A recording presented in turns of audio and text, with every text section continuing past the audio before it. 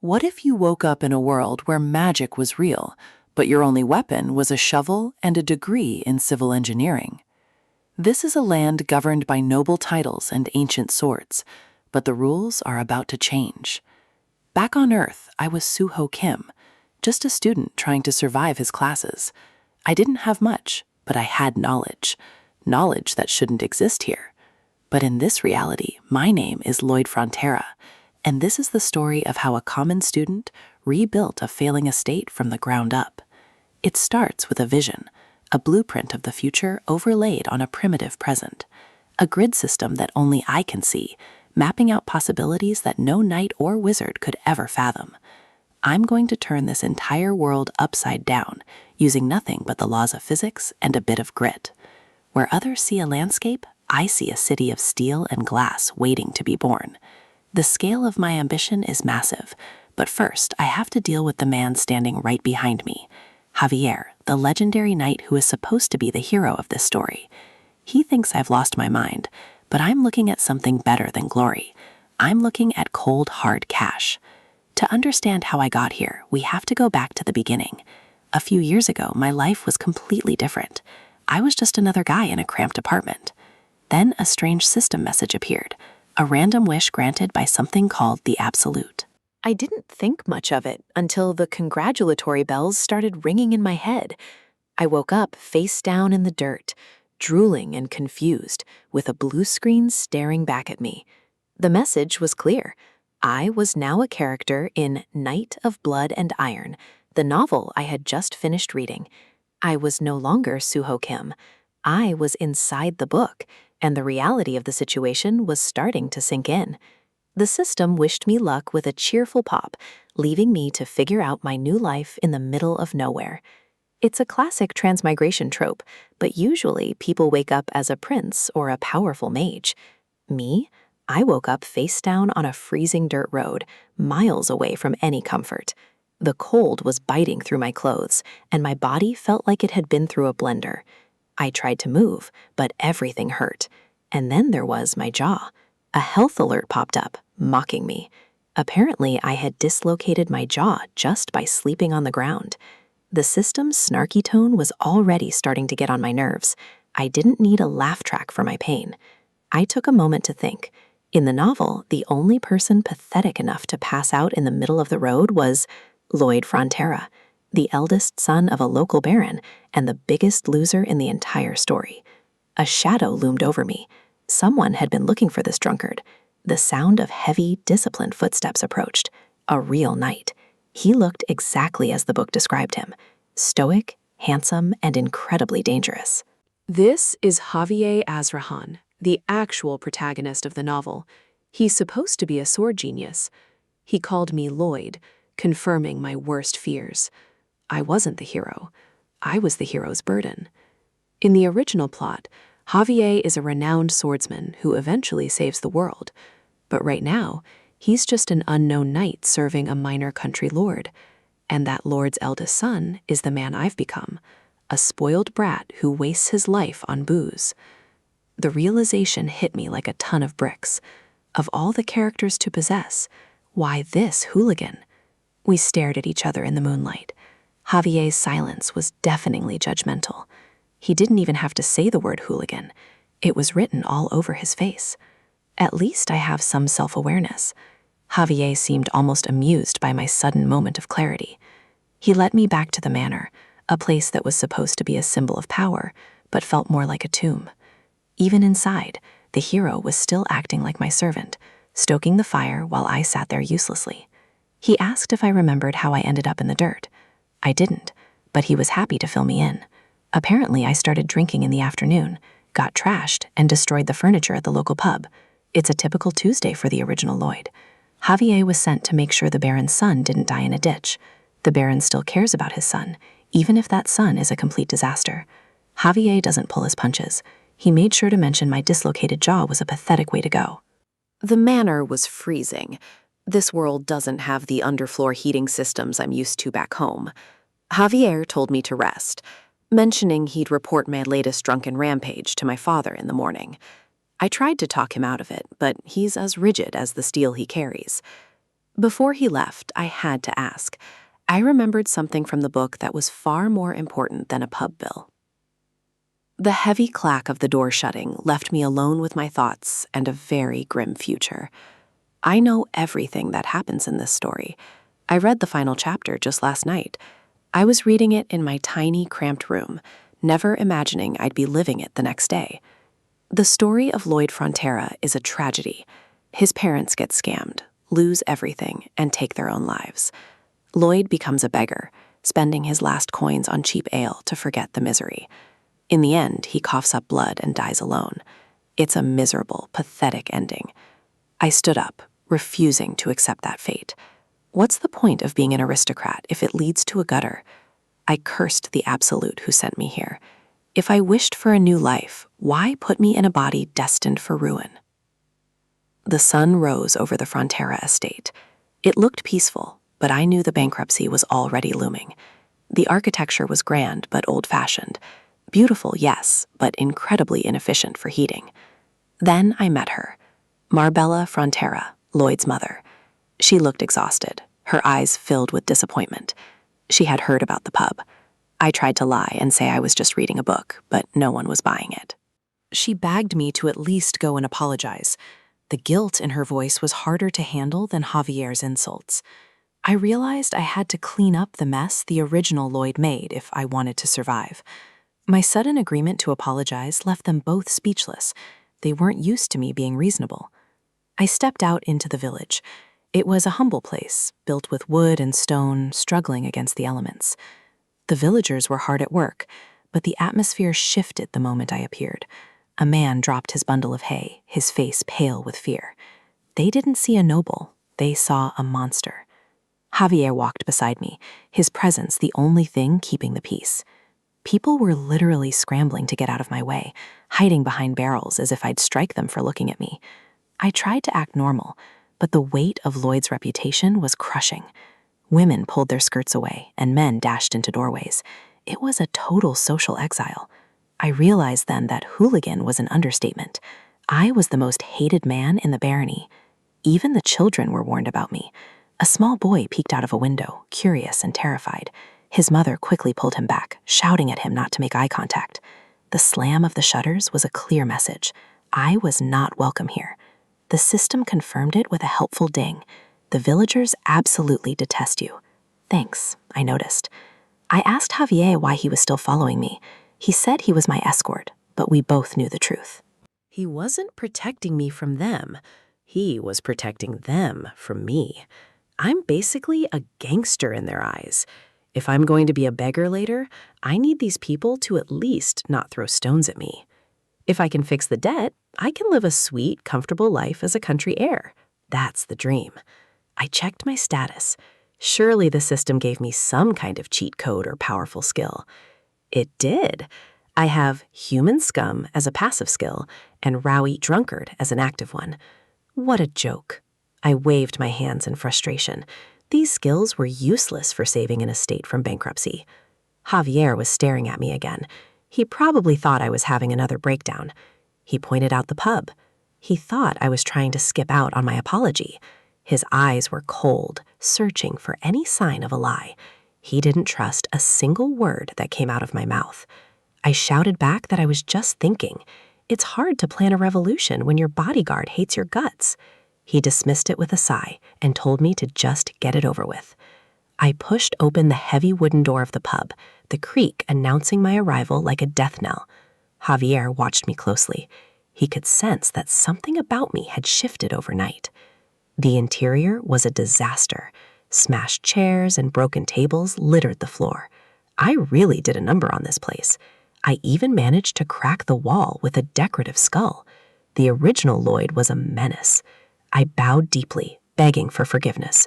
I took full responsibility for the damage. The owner was trembling, his hands up in a defensive posture. He was on extreme high alert. He was more terrified of my politeness than my rage. He probably thought I was setting him up for something worse. I tried to act a little ruder to calm him down, but the system just told me my apology wasn't genuine. I can't win. The poor man just wanted me to leave. He told me it was fine and that I didn't need to apologize. I felt like a total failure. Even when I tried to do the right thing, I'm still the villain. I walked back out into the bright afternoon sky, feeling the weight of the world on my shoulders. Javier walked beside me as we crossed the stone bridge. He told me the owner's reaction was expected. The furniture and decorations I broke were bought with that man's life savings. An apology doesn't pay the bills. I realized that brownie points were useless. I needed to solve the underlying problems of this village. Javier added that the owner's mother was sick from the winter cold. The pub was a drafty, miserable place. A single fireplace isn't enough to heat a stone building. It was a design flaw as old as time. The elderly can't survive that kind of cold. They need something better. They need ondol. I stopped in my tracks. The idea hit me with the force of a lightning bolt. My eyes widened. I wasn't just a student.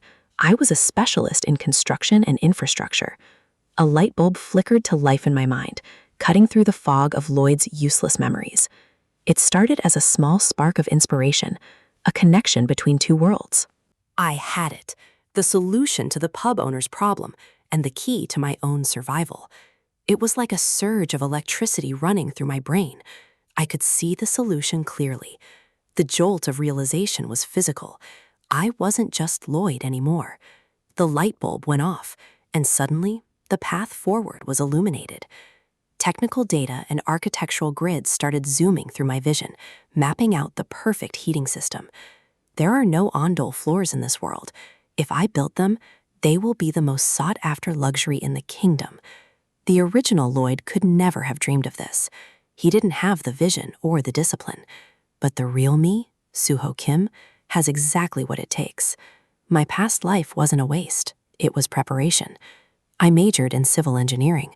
I spent my time in the army building houses with my own two hands. I've worked day and night on construction sites, hauling bricks and pouring concrete. This is it. With my knowledge of modern engineering, I can settle all of the Baron's debts and more. I spun around and started sprinting back toward the pub, leaving a confused Javier in my wake. I was going back to get my very first contract. My journey as the greatest estate developer was beginning. The system chimed again, sensing my change in resolve. My true journey had finally begun. A new feature activated, the RP system. Relationship points with key characters are now on the table. I'm starting at 0, but I'm not planning on staying there for long. The world is about to find out that a shovel and a good plan can be more powerful than any sword. RP? Is that like experience points for my new life? I need to figure out how this system actually works. Apparently, I earn it by improving relationships with key characters. In a world where everyone hates me, that's going to be a challenge. I decide to test it out on my bodyguard. A status window finally appears over Javier's head. -30? That's not just a bad rating. That's a he might leave me for dead rating. I need to fix this immediately. I try to be friendly, using the classic approach of a simple compliment. I tell him he's looking exceptionally handsome today, flashing my most convincing smile. The system notes I'm clearly trying to buy his favor, and it backfires instantly. My approval rating drops to -31. He's not just unimpressed, he's annoyed. I realize that rushing this will only make it worse. I need to show real results if I want to survive this world's social ladder. The first step of my plan brings me to the local pub, the heart of the village's social circle. I've drawn up a contract. I'm offering to be the builder for a project the owner desperately needs. I propose writing off all the property damage I caused in the past against the construction fees. It's a win-win on paper. But the pub owner isn't having it. He looks at me with pure suspicion, and the system confirms it. He's using a skill called Stone Wall Heart. His lack of trust is literally a defensive barrier against my words. If I can't win him over with a fair deal, I have to pivot. My big plan can't fail before it even starts. I decide to lean into the hooligan reputation the original Lloyd worked so hard to build. I put on my best threatening face, making him think I'll cause even more trouble if he doesn't sign. The system calls me absolute garbage, but it works. I've got my first order. It's not the most noble start, but in this world, Results are the only thing that matter. Javier watches from the sidelines, his silence speaking volumes about how much he despises my methods. I head to the construction site to begin the measurements. It's time to put my engineering knowledge to the test. Javier confronts me immediately, asking if I'm just coming up with new ways to cause misery. He's convinced I'm running a scam. He doesn't believe a man like Lloyd is capable of honest work. I stop and look at him. It's time for a little lesson in psychology. I ask him if he's ever heard of cognitive distortion. He looks confused, but I have his attention. I explain that it's when prejudice and negative thinking cling to the brain, making you believe someone will always fail because of their past. He counters that it isn't prejudice, it's experience and statistics. He's a rational man, which makes him dangerous. I simply ask if statistics from the past should dictate the future. I can see the gears turning in his head. He's stunned by my logic. He probably didn't think the town drunk knew words with more than 2 syllables. I tell him I'm going to make the pub owner smile. I'm going to prove everyone wrong. Then I start the grueling physical labor. I haven't worked a day in this body, and it shows. But those smiles will be more than just a good deed. They will be the foundation of my survival. If I can turn a profit and a reputation at the same time, I can finally start living the life I want. I dig, scoop out the dirt, move it, pack it, and repeat. It's mindless, exhausting work. I use timber from my father's warehouse to build a traditional frame. Every joint and beam has to be perfect. The structure starts to take shape, but the physical toll is becoming unbearable. I collapse onto the ground, gasping for air. This body is pathetically weak compared to what I'm used to. Javier stands over me, noting that it's taken me a week to finish what should have been a simple task. He's still watching me like a hawk, wondering where I learned these skills and if I'm actually going to honor the contract. I struggle to get back up, my legs trembling with every movement. There's no time to rest. I pick up the axe to prep more wood, but my hands can barely grip the handle. I swing with everything I have left, which isn't much. The weight of the axe nearly pulls me over. I'm staggering, a hair's breadth away from a total breakdown. Suddenly, a firm hand grabs the axe handle, stopping my fall. Javier has finally decided to intervene. He looks as unimpressed as ever, but he's not letting me fail. The silence between us is heavy with unspoken questions. He reaches out for the tool, taking the burden off my hands. I give him the specifications: thin pieces, precise lengths. I need them exactly as I designed. He tosses a log into the air with a casual flick of his wrist. In one swift, blinding motion, he swings the blade. The wood is sliced into perfect, uniform planks before it even touches the ground. They clatter onto the dirt, exactly as I requested. It's a display of skill that borders on the supernatural. I can only stare in shock. This is the power of a master swordsman in this world. I give him a thumbs up, my awe overcoming my exhaustion for a brief moment. Truly, who needs modern equipment when you have a bodyguard who can do the work of a sawmill with a single swing? I clap him on the shoulder, deciding to push my luck while he's in a helpful mood. I suggest that since he's finished with the wood, he might as well help me finish the digging. His expression sours immediately. He realizes he's just volunteered for more manual labor. I tell him he's only helping because he's curious. He wants to see how this con ends, and the only way to see the end is to finish the work together. I've got him right where I want him. Javier grits his teeth, but he knows I'm right. His curiosity is stronger than his pride. So we dig. Side by side, we move the earth in a rhythm that would have been impossible alone. Javier works with a grim determination, his speed making up for my lack of strength. I push myself to keep up, sweat pouring off me in the midday sun. The shovel bites into the clay, layer after layer being cleared away. I feel a strange sense of momentum. For the first time, I'm actually building something real. One final slam of the shovel, and the foundation is set. Construction is finally moving into its final stages. The structure is complete. It's small, humble, but it contains a secret that will change everything. I even added my brand's logo. If I'm going to do this, I'm going to do it with style. I invite Javier to come and see the finished product. I can tell he's still waiting for the other shoe to drop. I give him a confident look. It's time for the big reveal. He remains silent, watching me with those cold, analytical eyes. The wind howls to the bare trees as the first real chill of winter arrives. I light the fire in the external hearth, hearing the wood pop and crackle. Smoke curls from the chimney of the little house. Everything is working exactly as designed. The pub owner brings his elderly mother inside. She's been suffering in the cold, and he's desperate. She lies down on the floor, and her face instantly transforms. The warmth is radiating directly into her joints. The owner is stunned. He touches the floor and feels the intense, steady heat rising from the ground. To the people of this world, this is astounding. They've never felt anything like it. It's the power of the Andol floor. In a world of drafty stone rooms, this is pure magic. The owner is overwhelmed with gratitude. He hasn't seen his mother smile like this in years.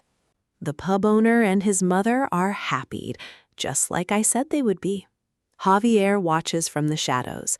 The change in his perception is palpable. He's questioning everything he thought he knew about Lloyd Frontera. Did I really do this just for a smile? He sees the genuine joy on their faces, and he can't call it a con anymore.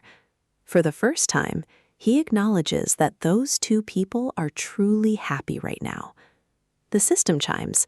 My approval rating with Javier has increased by 2 points. -29. It's a small victory, but it's a start. I've earned 36 RP for improving my relationship with a key character. This is the momentum I need. I can't help but smile to myself. My plan is working. I joke with Javier that he must think I'm not total garbage now. He maintains his stoic mask, but the ice is melting. Regardless of what he thinks, we've broken ground on a new future. This was just the pilot project. The timber was a loss, but that doesn't matter. This house is my model for a whole new business. A few days later, the line is already forming. Word of the magic floor has spread through the village. People come out of the house literally steaming, their faces flushed with comfort. I shift into salesman mode, tapping on the table to get their attention. I know they want this at home. I offer 2 styles, an annex or a full remodel. I'm already calculating the margins. The villagers are still hesitant. They want the warmth, but they're still afraid of the name Frontera. I try to keep the pressure on, offering a discount to anyone who orders today. I'm practically giving it away. But then, a shadow falls over my desk, a presence I wasn't expecting so soon. It's my father, Arcos Frontera, and he looks absolutely furious with what I've been doing. The system alerts me. My approval rating with him is at -20. This is bad. He demands to know what I think I'm doing. My business venture just hit its first real wall. Inside the walls of the Frontera estate, a silent battle is being waged. It isn't fought with swords, but with the suffocating weight of debt that threatens to crush everything I've built. Breakfast is a quiet affair, defined by the distance between a father who has lost hope and a son he no longer recognizes. I can feel the Baron's eyes on me. To him, I'm still the spoiled, reckless Lloyd who only knows how to waste what little we have left. He's been avoiding this conversation, likely fearing what new disaster I've cooked up. But in this world, if you don't build, you break. He finally breaks the silence, demanding to know what I'm up to this time. The Baron's face is etched with the exhaustion of a man who has spent too many nights staring at ledgers that won't balance. I keep it brief, adopting the rude, dismissive tone the old Lloyd was famous for. I tell him I built an Ondel room for the pub owner. He's already heard about the other orders coming in. News travels fast when the village drunk starts acting like a master engineer. His warning is stern. These people are our responsibility, and he won't tolerate me exploiting them for a quick coin. I shrug it off. It's expected. No matter what I do, everyone in this novel is programmed to think the worst of me. I've had enough of the heavy atmosphere. I excuse myself, but as I turn to leave, his voice stops me cold. He asks if I'm doing all this because I know how bad the family situation really is. He tells me not to worry, that he'll find a way out soon. He wants me to stay out of it, to keep my hands clean while the ship sinks. I've heard those words before, in another life, from another father who was drowning in lies. In my memories as Suho, my father said the exact same thing. Just study hard, he said, while the debt collectors were already at the door. He was a liar, and I know the Baron is lying now too. He has no plan. He only has despair. I won't let history repeat itself. Not here, and not to this family. I won't give up, because I need them to keep fighting alongside me. I wish I had been brave enough to say that back then. Now, I have a second chance to be the son that actually provides. The numbers are looking good. 32 Style A orders, 57 Style B. The construction money is starting to flow, but it's just a drop in the bucket compared to the total debt. My thoughts are interrupted by heavy footsteps. Someone is moving through the manor with the arrogance of an owner. Moneylenders. Meatloaf and Shiloh. 2 vultures who have come to pick the last bit of meat off our bones. They walk right past me without so much as a glance. To them, the son of the Lord is just another piece of furniture that will soon be sold. I recognize those names. In the original story, these 2 were the catalysts for the Baron's ultimate downfall. They head straight for the Baron's study. It's time to see just how much damage these vultures intend to do. The slamming of a fist against wood echoes through the hall. They're losing patience, demanding payment that they know isn't there. They're threatening action. In this world, that's a polite way of saying they'll take everything, including our lives. I peer through the doorway.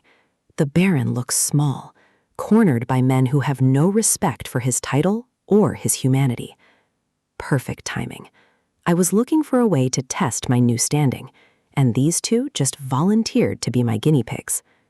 I step into the room with a grin that makes even these thugs hesitate.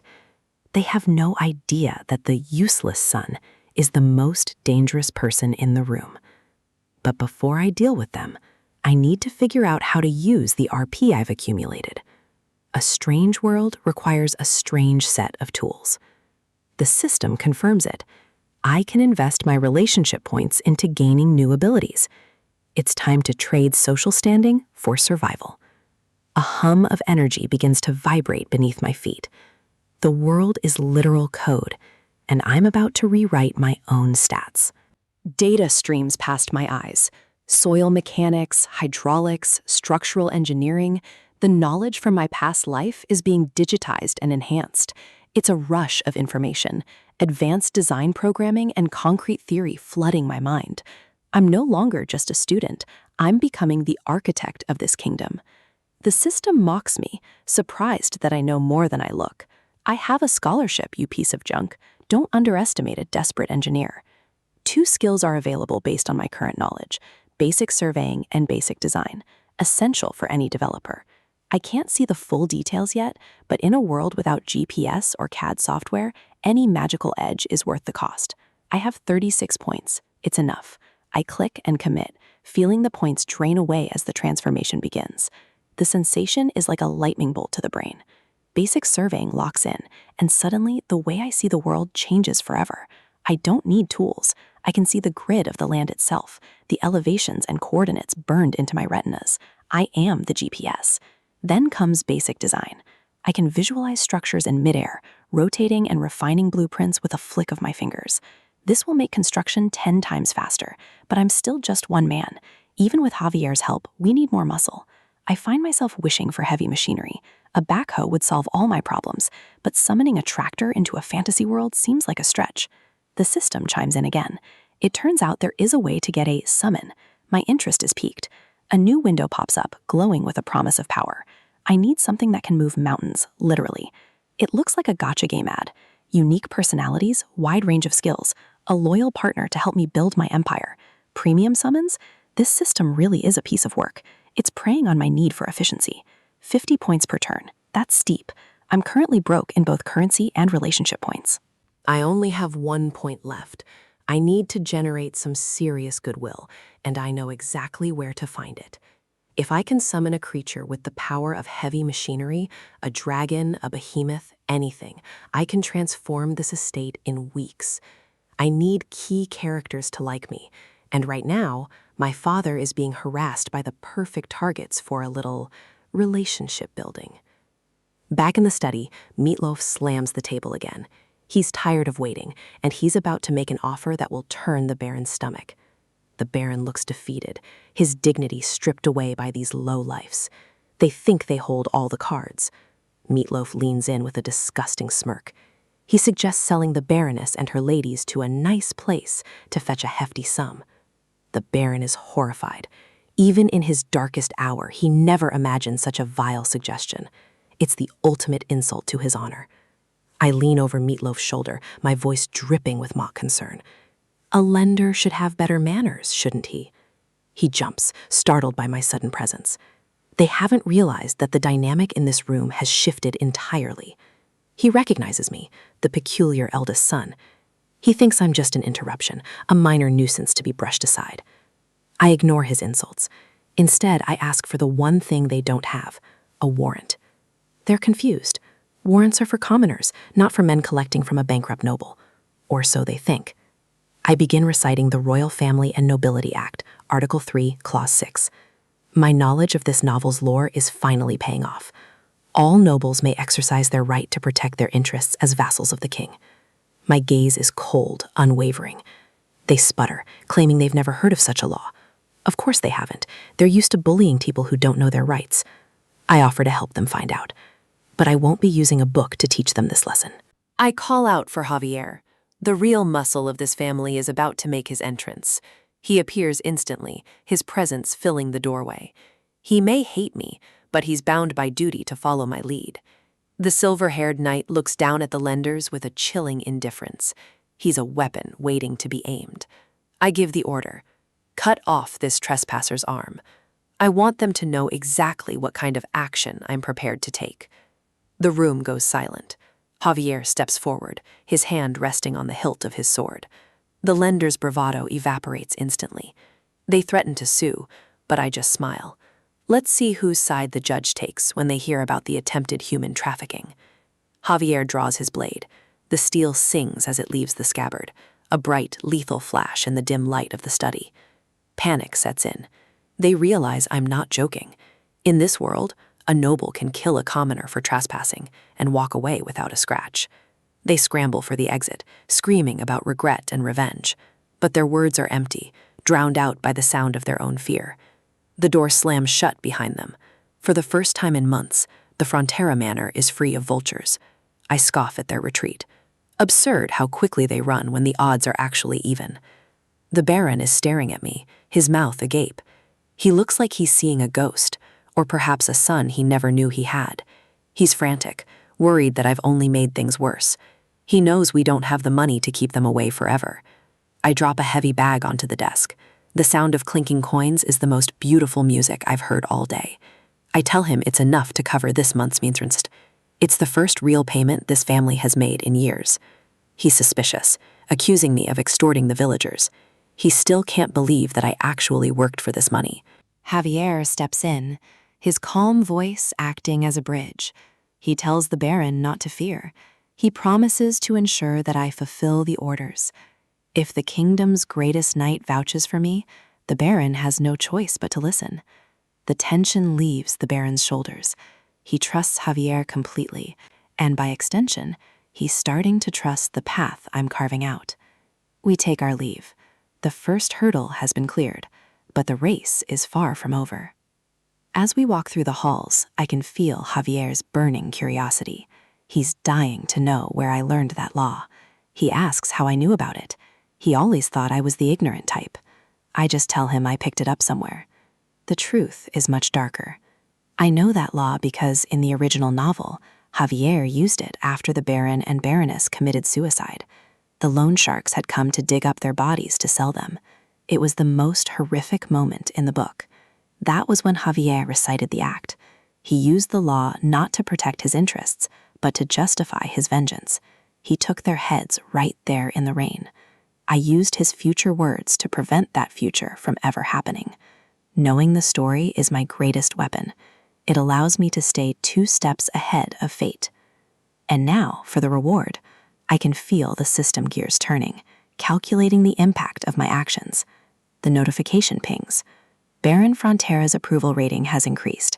It's a small gain, but a significant one. And there it is, 60 relationship points for improving my bond with a key character. The jackpot I was waiting for. Current RP, 61. I finally have enough for a turn at the summon game. Everything is falling into place. I'm coming for you, Summon. Let's see what kind of monster I can put to work for the Frontera estate. Under the silver glow of a full moon, the quiet of the night hides a secret that could either bankrupt this barony or rebuild it from the ground up. The training grounds are empty, providing the perfect stage for a desperate gamble. Survival in this strange world requires tools that don't yet exist in this era. One last look around to ensure no prying eyes are watching.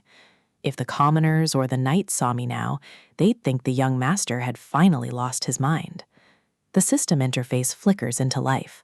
50 reputation points, a steep price for a single turn in the random summon game. There's no turning back now.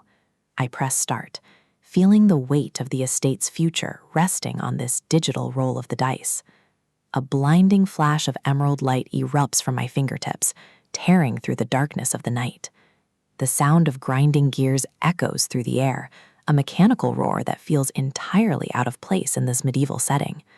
Patterns of light spin and collide, forming the complex geometry of a summoning circle that defies every known law of magic.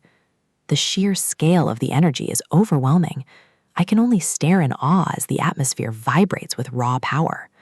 The circle stabilizes, glowing with an intensity that suggests a legendary beast is about to cross over from the void. But as the light fades, the grand spectacle shrinks down to something incredibly small and annoyingly loud. A final burst of energy signals the completion of the summon, and something tumbles out onto the dusty ground. A hamster. A round, cheerful, and utterly tiny hamster greets me with a squeak that feels like a slap in the face. I can't believe it.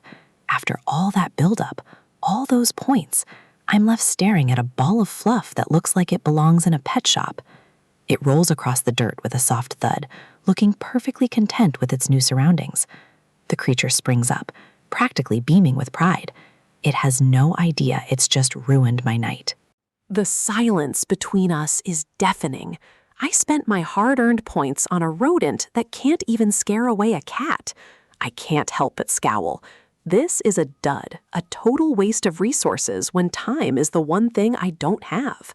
The little guy seems to take offense at my disappointment, puffing out its cheeks in a display of tiny, useless fury.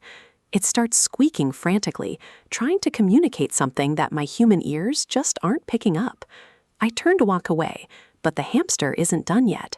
It's determined to prove it has more to offer than just cuteness. It begins to chew on something invisible, its cheeks expanding to an impossible size as it works away at a hidden task. With a sudden spit, it launches a wet, crumpled object toward my feet. It's disgusting, but it might be important. I carefully unfurl the damp parchment. It's a user manual for the creature, which apparently goes by the name Peepotong. The manual claims Peepotong is an adorable hamster that needs lots of love, but the real secret lies in the tiny pouch it came with. Inside the pouch are specialized sunflower seeds, red for growth, blue for shrinking back to its original state. The cost for more seeds is minimal, but the potential application is starting to click in my mind. If this creature can scale up to the size of a human, it might actually be useful for basic labor. Hamsters are natural tunnelers. If I can harness that instinct on a larger scale, I've just solved my excavation problem. I offer the red seed, and Peepotong devours it in a single greedy gulp. The transformation begins instantly. The air begins to crackle again as a second flash of light envelops the training ground, far more violent than the first. A massive force slams into me, throwing me backward as the creature expands at a terrifying rate. I hit the dirt hard, the world spinning as shadows grow long and heavy above me. When the dust settles, I scramble back in pure shock. This isn't just a bigger hamster, it's a titan. It stands over 15 feet tall, a mountain of fur and muscle that towers over the fences. No, it's even bigger than that. Over 30 feet of pure, unadulterated construction power is standing right in front of me. The creature looks down at me with a smug, cocky grin. It knows exactly how impressive it is. The system confirms it. Digging level 1. This is exactly what I needed to break ground on the new infrastructure. Pudong dives into the earth with the force of a landslide, moving dirt faster than a dozen men with shovels could dream of. Next is packing dirt level 2. The ground beneath its paws is compressed into a solid, stable foundation in seconds. It moves with a rhythmic swirl, carving out paths and leveling the terrain with mechanical precision. And then there's the cheek pockets, level 1, but the volume it can carry is already staggering. The giant rodent pauses, its cheeks bulging with tons of excavated material as it waits for my next command. With a casual shrug, it disgorges a massive pile of rocks and clay exactly where I need them. The impact shakes the ground. This isn't just a summon, it's a living, breathing piece of heavy machinery. I've hit the jackpot. With this heavy equipment at my side, the construction of the Ondol system is no longer a pipe dream. But I can't just walk around with a 30-foot hamster without raising questions. I need a cover story, and I need it fast. A summoning master. That's the lie I'll sell. People in this world accept magic far more easily than they accept engineering. With the logistics handled, it's time to move on to the next phase. Organized labor. The estate's revival starts now. Morning breaks over the Frontera barony, bringing with it a crisp air and the promise of hard work. The valley is beautiful, but its beauty hides the poverty and debt that threaten to swallow us whole. I gather the soldiers by the river. They look confused, leaning on their tools like they've never done a day's work in their lives. I shout the first rule of any job site: safety first. It's a concept they clearly haven't heard of. They stare back at me with blank expressions. To them, I'm still just the spoiled brat of a failing lord. These 30 men are paid to guard a border that never sees combat. In my eyes, they're just underutilized employees. The Baron is drowning in debt, yet he keeps these idle hands on the payroll. I'm going to make sure every penny is earned. I tell them the truth. They are in the army, and the army exists to do work. If there's no war, there's construction. I remind them that a soldier's life is mostly digging holes and pulling weeds anyway. I'm just giving them a purpose. I point to the massive piles of clay. I tell them I spent all night digging them up myself, though the credit really belongs elsewhere. In reality, Peepaw did in 30 minutes what it would take these men weeks to accomplish. But they don't need to know that yet. This is the beginning of the estate's renaissance. We are building the future, and I need every one of them to move that clay to the site. The response is exactly what I expected, a sea of glum faces and silent resentment. They hate the idea of actual labor. I let their silence hang in the air. I knew they wouldn't follow me willingly, but I have a plan for the holdouts. A voice cuts through the tension. Master Lloyd.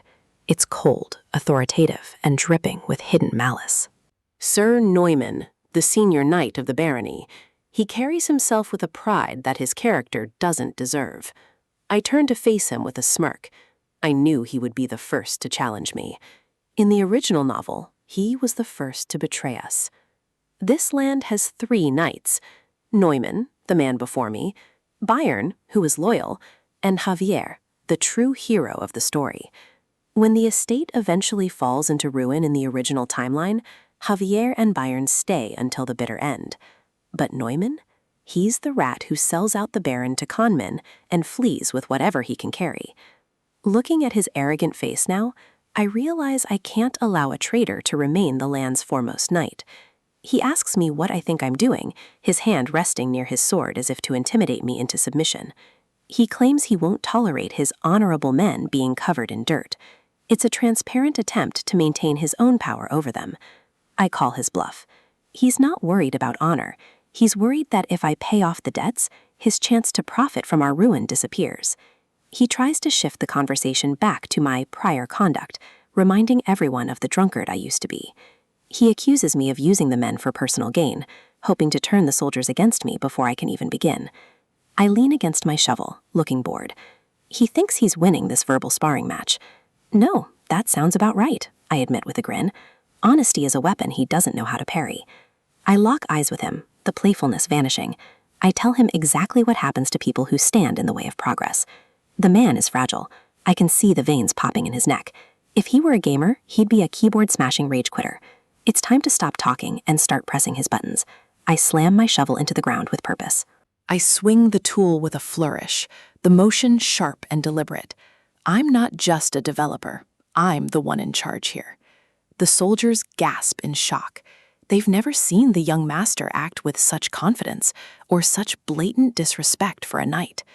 Neumann is trembling with fury, his face turning a deep shade of red as his honor is dragged through the mud. He can't stand being looked down upon by the son of a soon-to-be-ruined baron. His ego is his greatest weakness. I stand my ground, my boots planted firmly in the dirt. I'm not the boy he remembers, and he's about to find that out the hard way. He screams at me, calling me a scoundrel and insulting my family. He's lost control, exactly as I planned.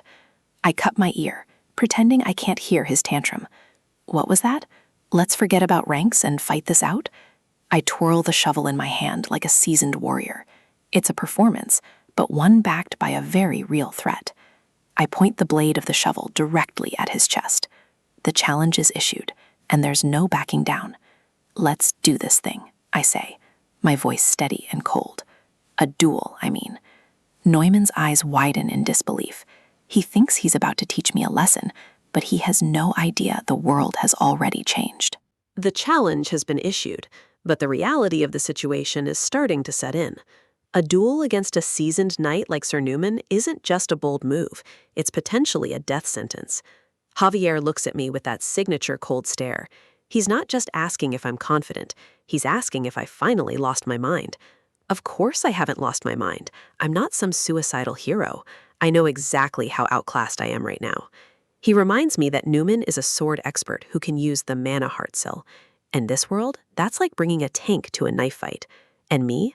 I'm just a guy with a loud mouth and a shovel. I can see his hand twitching toward his hilt.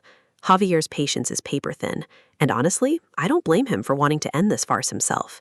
In his eyes, I'm still the old Lloyd, the hooligan who makes life difficult for everyone just because he can. He thinks this is another reckless whim.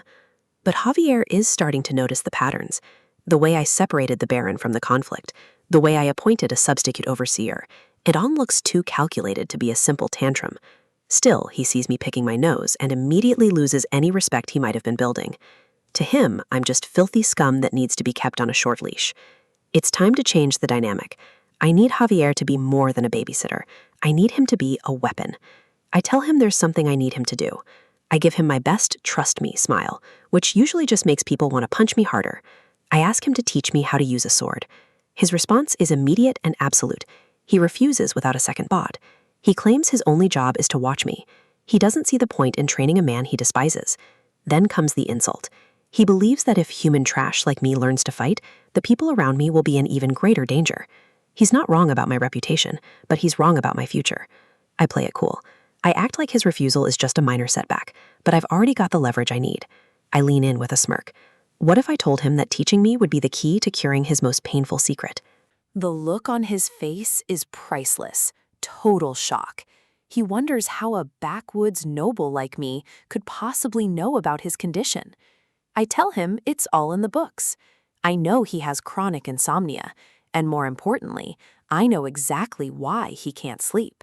In this world's lore, knights are ranked by their mastery. Javier is on the verge of becoming a sword master, a rank that borders on superhuman. But that power comes with a strange world rule. His senses are so sharpened, so hyper-aware, that the world is too loud and too bright for him to ever truly rest. He sighs, finally admitting defeat. The dark circles under his eyes tell the story better than any words could. He's desperate. We strike a deal. If I can make him sleep, he has to train me. No takebacks, no excuses. He smirks back, confident that I'll fail. He's tried everything from herbs to Eastern medicine, and nothing has ever worked. But he hasn't tried the ultimate weapon of the modern world. He settles into his chair, expecting another useless remedy. I stand before him, ready to unleash a power more sleep-inducing than any magic spell or potion. I start reading my reinforced concrete textbook. The dry, technical descriptions of material components and thermal expansion coefficients are a lullaby that no fantasy hero can resist. 1 page in, and he's out like a light. Victory. While he's lost in a dream of structural engineering, I'm 1 step closer to surviving that duel. His swordsmanship is practically mine now. The next morning, the real work begins. The birds are chirping, the sun is up, and Javier is ready to make me regret my cleverness. He doesn't start with a sword. He starts with a test of endurance. 50 laps around the perimeter. He expects me to whine, to beg, to quit. I just look at him. He's waiting for the old Lloyd to start throwing a tantrum. Instead, I just turn around and start running. No complaints, no hesitation. Javier is stunned. This isn't the lazy, entitled brat he spent years guarding. The discipline I'm showing is completely foreign to him. He watches me from the center of the field, his hand on his sword, trying to figure out what game I'm playing. As the laps pile up, I can feel his gaze boring into my back. He's looking for any sign of weakness, any reason to stop the training. I make sure to give him a little bit of the old Lloyd attitude, just to keep him on his toes. I shout about wanting to learn cool skills instead of just running. I keep the pace steady. Every step is a reminder that I have a month to become someone who doesn't get slaughtered by Neumann. I taunt him as I pass, calling out his plan. He thought I'd refuse so he could use it as an excuse to stop teaching me. I'm huffing and puffing, my body screaming in protest, but I'm not stopping. I point my finger at him, laughing through the exhaustion. I've caught him in his own trap, and we both know it. The look of sheer annoyance on his face is a bullseye for me. I'm getting under his skin, but in a way that forces him to respect my effort. I dash off for the next lap, fueled by something Javier can't possibly understand. A notification pings in my mind. My annoying brat skill just leveled up. It seems the system recognizes that my personality is a weapon all its own. My legs feel like lead, and my lungs are on fire. This body wasn't built for this kind of exertion. I'd be lying if I said this wasn't hard. It's brutal. Every fiber of my being wants to collapse into the dirt. But then I remember Korea. I remember Suho. I remember waking up in a tiny, cold room with no family and no hope. I remember the endless days carrying bricks up 4 stories and the long nights unloading trucks just to keep from starving. I held on to the hope that things would get better, telling myself to just hold on a little longer. That Suho was a survivor, and so am I. Compared to the crushing weight of that life, running a few laps in the fresh air is nothing. This isn't a struggle. It's an opportunity. I see a light in the darkness of my memories, a voice telling me I deserve better, that my hard work will finally pay off. I reach out for that future. Just a little more effort, a little more pain, and I'll have the life I always wanted. The memory of my old self, sweating and exhausted under a construction helmet, flashes before my eyes. The despair of that life was a deep, dark pit. I refuse to ever fall back into it. I remember the moment it all felt like too much, the bricks spilling as I collapsed under the weight of a world that didn't care if I lived or died. Compared to that pain, compared to that soul-crushing despair, this training is a walk in the park. I run under the moonlight, a wide, manic grin on my face. This is nothing. I've survived worse than a lap around a castle. Javier watches me from the shadows, his expression finally shifting from annoyance to something resembling genuine intrigue. He sees my determination, the raw hunger in my eyes. He finally relents. He promises to teach me his actual sword-fighting techniques. Another notification. My approval rating with Javier has increased. It's a tiny step, but in our relationship, 1 point is a mountain. The system shows my current rating is still deep in the negatives. I've got a long way to go before he stops wanting to cut me down. but I've earned enough reputation points for improving our relationship that it feels like a major win. Total RP 29. It's a start. I'm building a foundation, brick by brick, just like I used to. The castle stands silent under the moon. Inside, the gears of a much darker plot are beginning to turn. Sir Newman is meeting with the Baron. He plays the part of the loyal, offended protector, complaining about my disrespect to his lineage. The Baron looks tired, defeated by the constant drama. He thought I'd changed, but Newman is doing his best to convince him otherwise. He tells Newman he can't stop the duel, but he pleads with him to be gentle. He still sees me as his heir, despite everything. The Baron hopes this duel will just be a wake-up call, a way to pull me back to my senses without causing permanent damage. Neumann bows, giving his lord the answer he wants to hear. As you wish, my lord. But as soon as he turns away, the mask slips. Duels, after all, are unpredictable things. Accidental deaths happen all the time. In his mind, Neumann is already a murderer. He plans to kill me, and if the Baron has a problem with it, he's next on the list. He'll kill the Baron and Baroness, stage it as a suicide, and walk away with his pockets full as he moves on to a bigger stage. He laughs to himself as he walks down the hall. He thinks my arrogance has handed him the perfect opportunity to seize everything. Time waits for no one. 1 month passes in a blur of sweat, concrete textbooks, and the sound of a shovel hitting the dirt. The day of the duel arrives. The crowd is murmuring, half expecting a comedy and half expecting a tragedy. The two of us stand at opposite ends of the arena. The Baron and Baroness look on with worry, while Javier stands by, silent and observant. He knows what I've been doing for the last 30 days. Neumann draws his sword, his eyes full of malice. He asks if I'm ready, expecting me to be trembling. I don't reach for a sword. I reach for the tool that has defined my new life. My shovel bites into the earth. With a sharp kick, I send a cloud of dust into the air. It's a disrespectful start to a formal duel, and I love every second of it. I swing the shovel over my shoulder with the confidence of a man who knows exactly how to use his tools. Of course I'm ready. I give him that wide, toothy grin. I'm not here to play by his rules. I'm here to knock his lights out and show this world exactly what a civil engineer can do. In a world where status is written in the blood of knights and the sharpness of their steel, I am about to rewrite the rules with something a bit more practical. To the murmuring crowd, I look like a fool holding a commoner's tool, but they have no idea what a shovel can really do. Sir Newman's ego is as bloated as his mustache. He thinks my choice of weaponry is a personal insult, a joke played by a noble who's finally lost his mind. But this isn't just any shovel. It's solid iron, custom forged by the best blacksmith in the territory. While Newman was polishing his ego, I was preparing for war.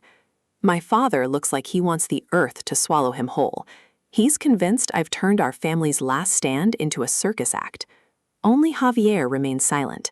He's the only one who has seen the fire in my eyes over the last month, and he knows I don't do anything without a purpose. He remembers the small hours of the morning when I pushed my body until it screamed, performing basic training without a single complaint. He saw me at the construction sites, teaching engineers the secrets of the Ondol heating system, proving my mind was as sharp as any blade. And most importantly, he saw me practicing sword work under the moonlight until the stars themselves began to fade. I wasn't just playing around. Javier realizes that my disposition isn't that of a prankster. I am more serious than I've ever been in this life or the one before. The Baron finally calls for the duel to begin. It's time to see if a lifetime of modern knowledge can overcome a world of traditional steel. Newman brandishes his sword with the practiced grace of a man who's never known a real struggle. He expects an easy victory. I take a stance that looks awkward to them, but to me, it feels like home.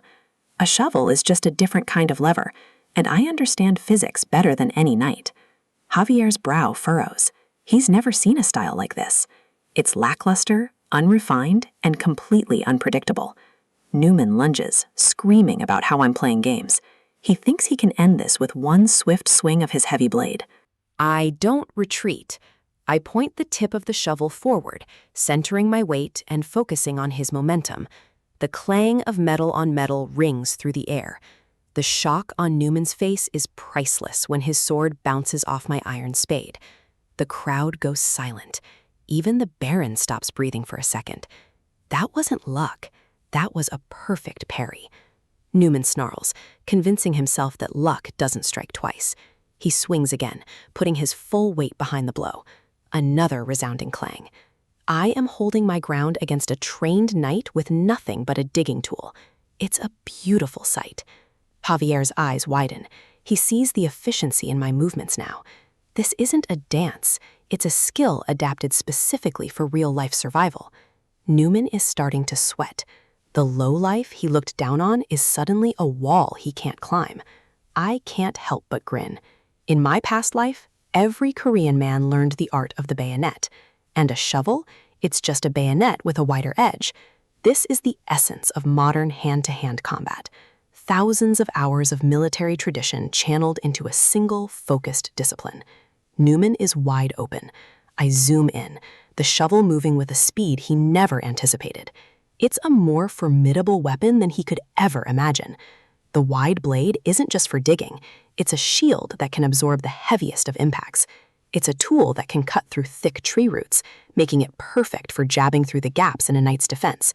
And if I really want to mess with his head, I can use it for things no sword could ever do. I hop onto the shovel, riding it like a pogo stick to keep him off balance. I can see the sheer confusion breaking his spirit as I laugh at his frustration. Javier is losing his mind. He's torn between being impressed by my technique and wondering if I've actually lost my marbles. I can't help it. The absurdity of the situation is too good. But beneath the laughter, I am calculating every move. Even Javier can't tell if this is a masterstroke of psychological warfare or if I'm just having too much fun. Neumann charges in a blind rage, screaming at the top of his lungs. He's completely lost his composure, exactly as I planned. I step back into a solid stance. The shovel was only my first weapon. It was the lure to draw him into the trap. My second weapon is the footwork I learned from Javier himself. I'm combining his elite knight training with my own unorthodox style. Neumann groans as I deflect another strike. He can't understand where a drunkard like me found this kind of strength. My third weapon is the one this world provides to those who know how to play the game. A surge of green light pulses through the shovel. The approval I gained from Javier, the man who once despised me, was the final piece I needed to unlock my true potential. Watching my parents see their son work hard for the first time in his life gave me the reputation points I needed to buy my victory. The system dings, confirming my purchase. I spent 40 RP on the shoveling skill extension, and it's about to pay for itself 100 times over. Neumann steps forward, but the air has changed. I am no longer just a man with a shovel. I am a master of it. Neumann exhales, his face hardening. He realizes that if he doesn't use his secret technique now, he's going to lose to a common tool. He claims he has no choice. He thinks using mana against a civilian is beneath him, but his fear is telling a different story. A blue aura begins to swirl around him. The air grows cold and heavy as he prepares to strike with the force of a true knight. Javier sees it immediately, his eyes sharpen. He knows that this level of mana is lethal for anyone who hasn't spent years training to resist it. The energy whooshes around Neumann, concentrating in his chest. He's summoning his mana heart, a feat that usually takes a lifetime to master. I watch him calmly. I know exactly what he's doing. In the story I once read, this was his ultimate trump card. But the mana heart isn't just a source of power. In the hands of someone who knows the world's hidden rules, it's a liability. Newman raises his sword, the blue light glowing with a terrifying intensity. He thinks he's already won. He calls me a hooligan and tells me we're only getting started.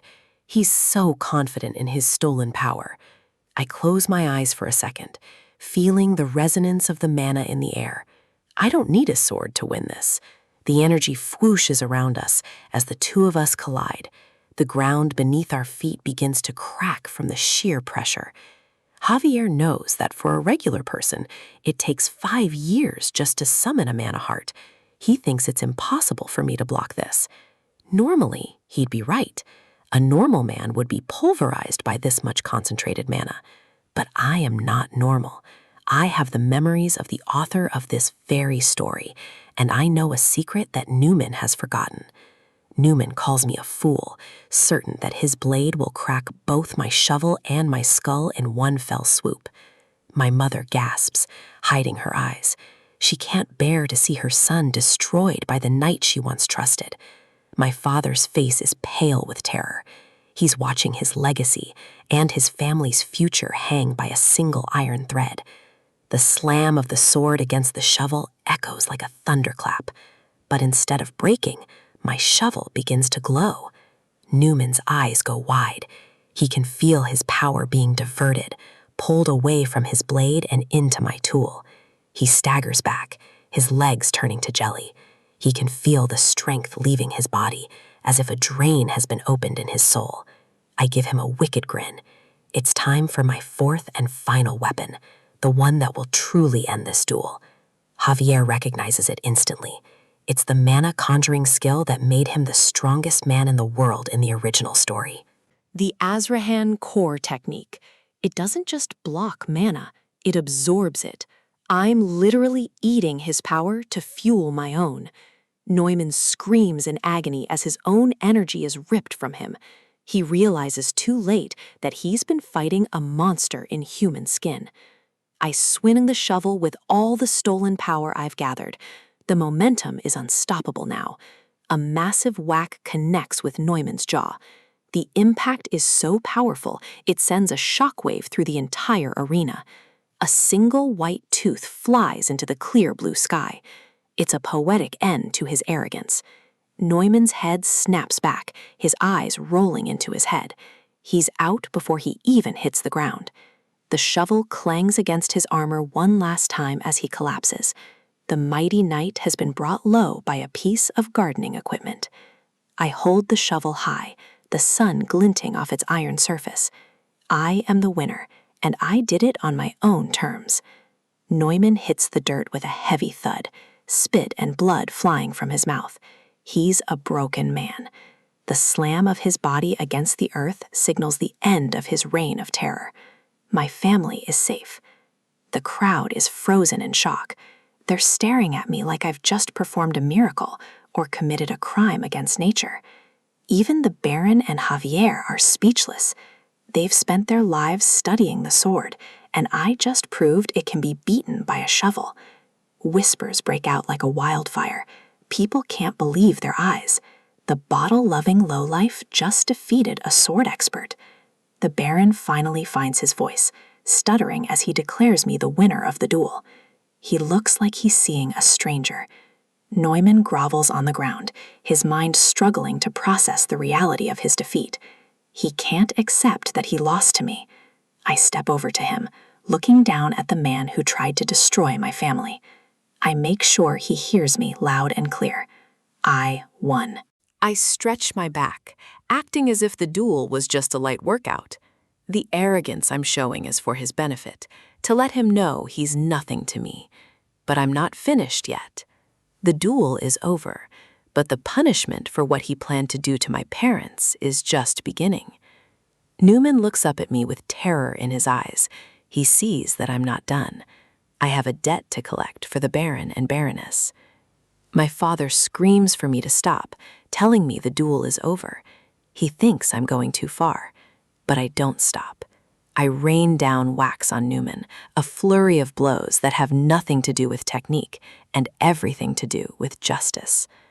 My father's voice echoes through the arena, but I am focused on making sure Neumann never forgets the day he was beaten by a man with a shovel. The duel is over, but my rage isn't. In a world where honor is everything, I'm about to prove that a shovel and a bit of grit can bring a knight to his knees. My father and the crowd think I've lost my mind. They see a son out of control, but they don't realize I'm the only one who sees the rot hidden behind Sir Neumann's polished armor. Even Javier, the man who's supposed to be my protector, looks at me with doubt. He's searching for a reason in my madness, but he's not looking at the right pieces yet. I play the part of the unhinged noble, letting them drag me back. The more they think I'm just a hot-headed fool, the less they'll expect the trap I've already laid. A heavy breath. The stage is set. Every swing of that shovel was a deliberate message, and the audience is finally paying attention. Just when they think I'm finished, I lunge back in. Newman hasn't felt family, and I'm not done teaching him a lesson. Javier is starting to see it now. This isn't a blind rage, it's surgical. I'm hitting exactly where it hurts, both physically and socially. Newman is a knight, a man of supposedly high status, but right now he's just a punching bag for a man he once looked down upon. I keep my face calm because I've already read this story. I know how the chapters end, and I know exactly when the villain gets his comeuppance. Javier can't shake the feeling that I'm one step ahead of the entire world, and he's right to be suspicious. My knowledge comes from a place he can't imagine. To understand how we got here, we have to look back 15 days, to the moment I asked Javier for the impossible. I demanded he teach me his secret, the Asrahan core technique. He looked at me as if I'd asked him to help me rob the crown jewels. In this world, mana isn't just internal energy. It's all around us, waiting to be harvested by those who understand the fundamental rules of the universe. Javier is stunned. This technique is his own creation, an unfinished masterpiece he's never shared with anyone. How could I possibly know it exists? I give him a ridiculous excuse about him talking in his sleep. In this world, a brazen face and a confident lie are my best weapons. He doesn't believe me for a second, but he also can't explain how I've peered into the deepest secrets of his soul. He tries to deflect, claiming the technique is incomplete and far too dangerous for someone of my low standing to learn. So I offer him a deal. I'll help him perfect the technique if he promises to teach me the basics. It's a gamble that only an engineer would take. He's skeptical. How could a man known for his love of the bottle help a master swordsman refine a mana core? I draw my own line in the sand. It's time to apply logic and engineering to a world of magic and mystery. The problem is simple. He's trying to force external mana into his internal heart, and the two forces are clashing violently. It's like trying to mix oil and water. The mana just bounces off, causing instability and immense pain to the user. I tell him to change his perspective. Don't think of it as absorption. Think of it as a separate external system.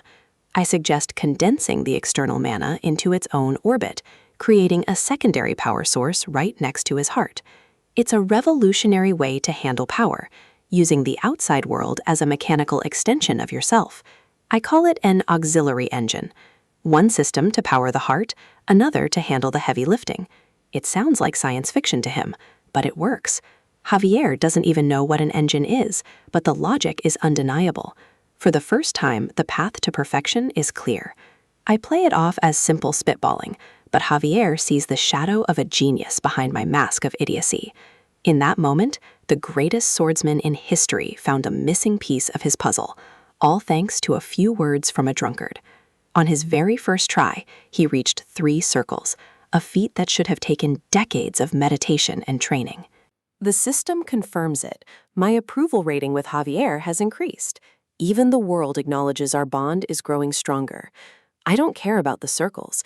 I just need the shortcut. I need the ability to absorb impact without breaking my own body.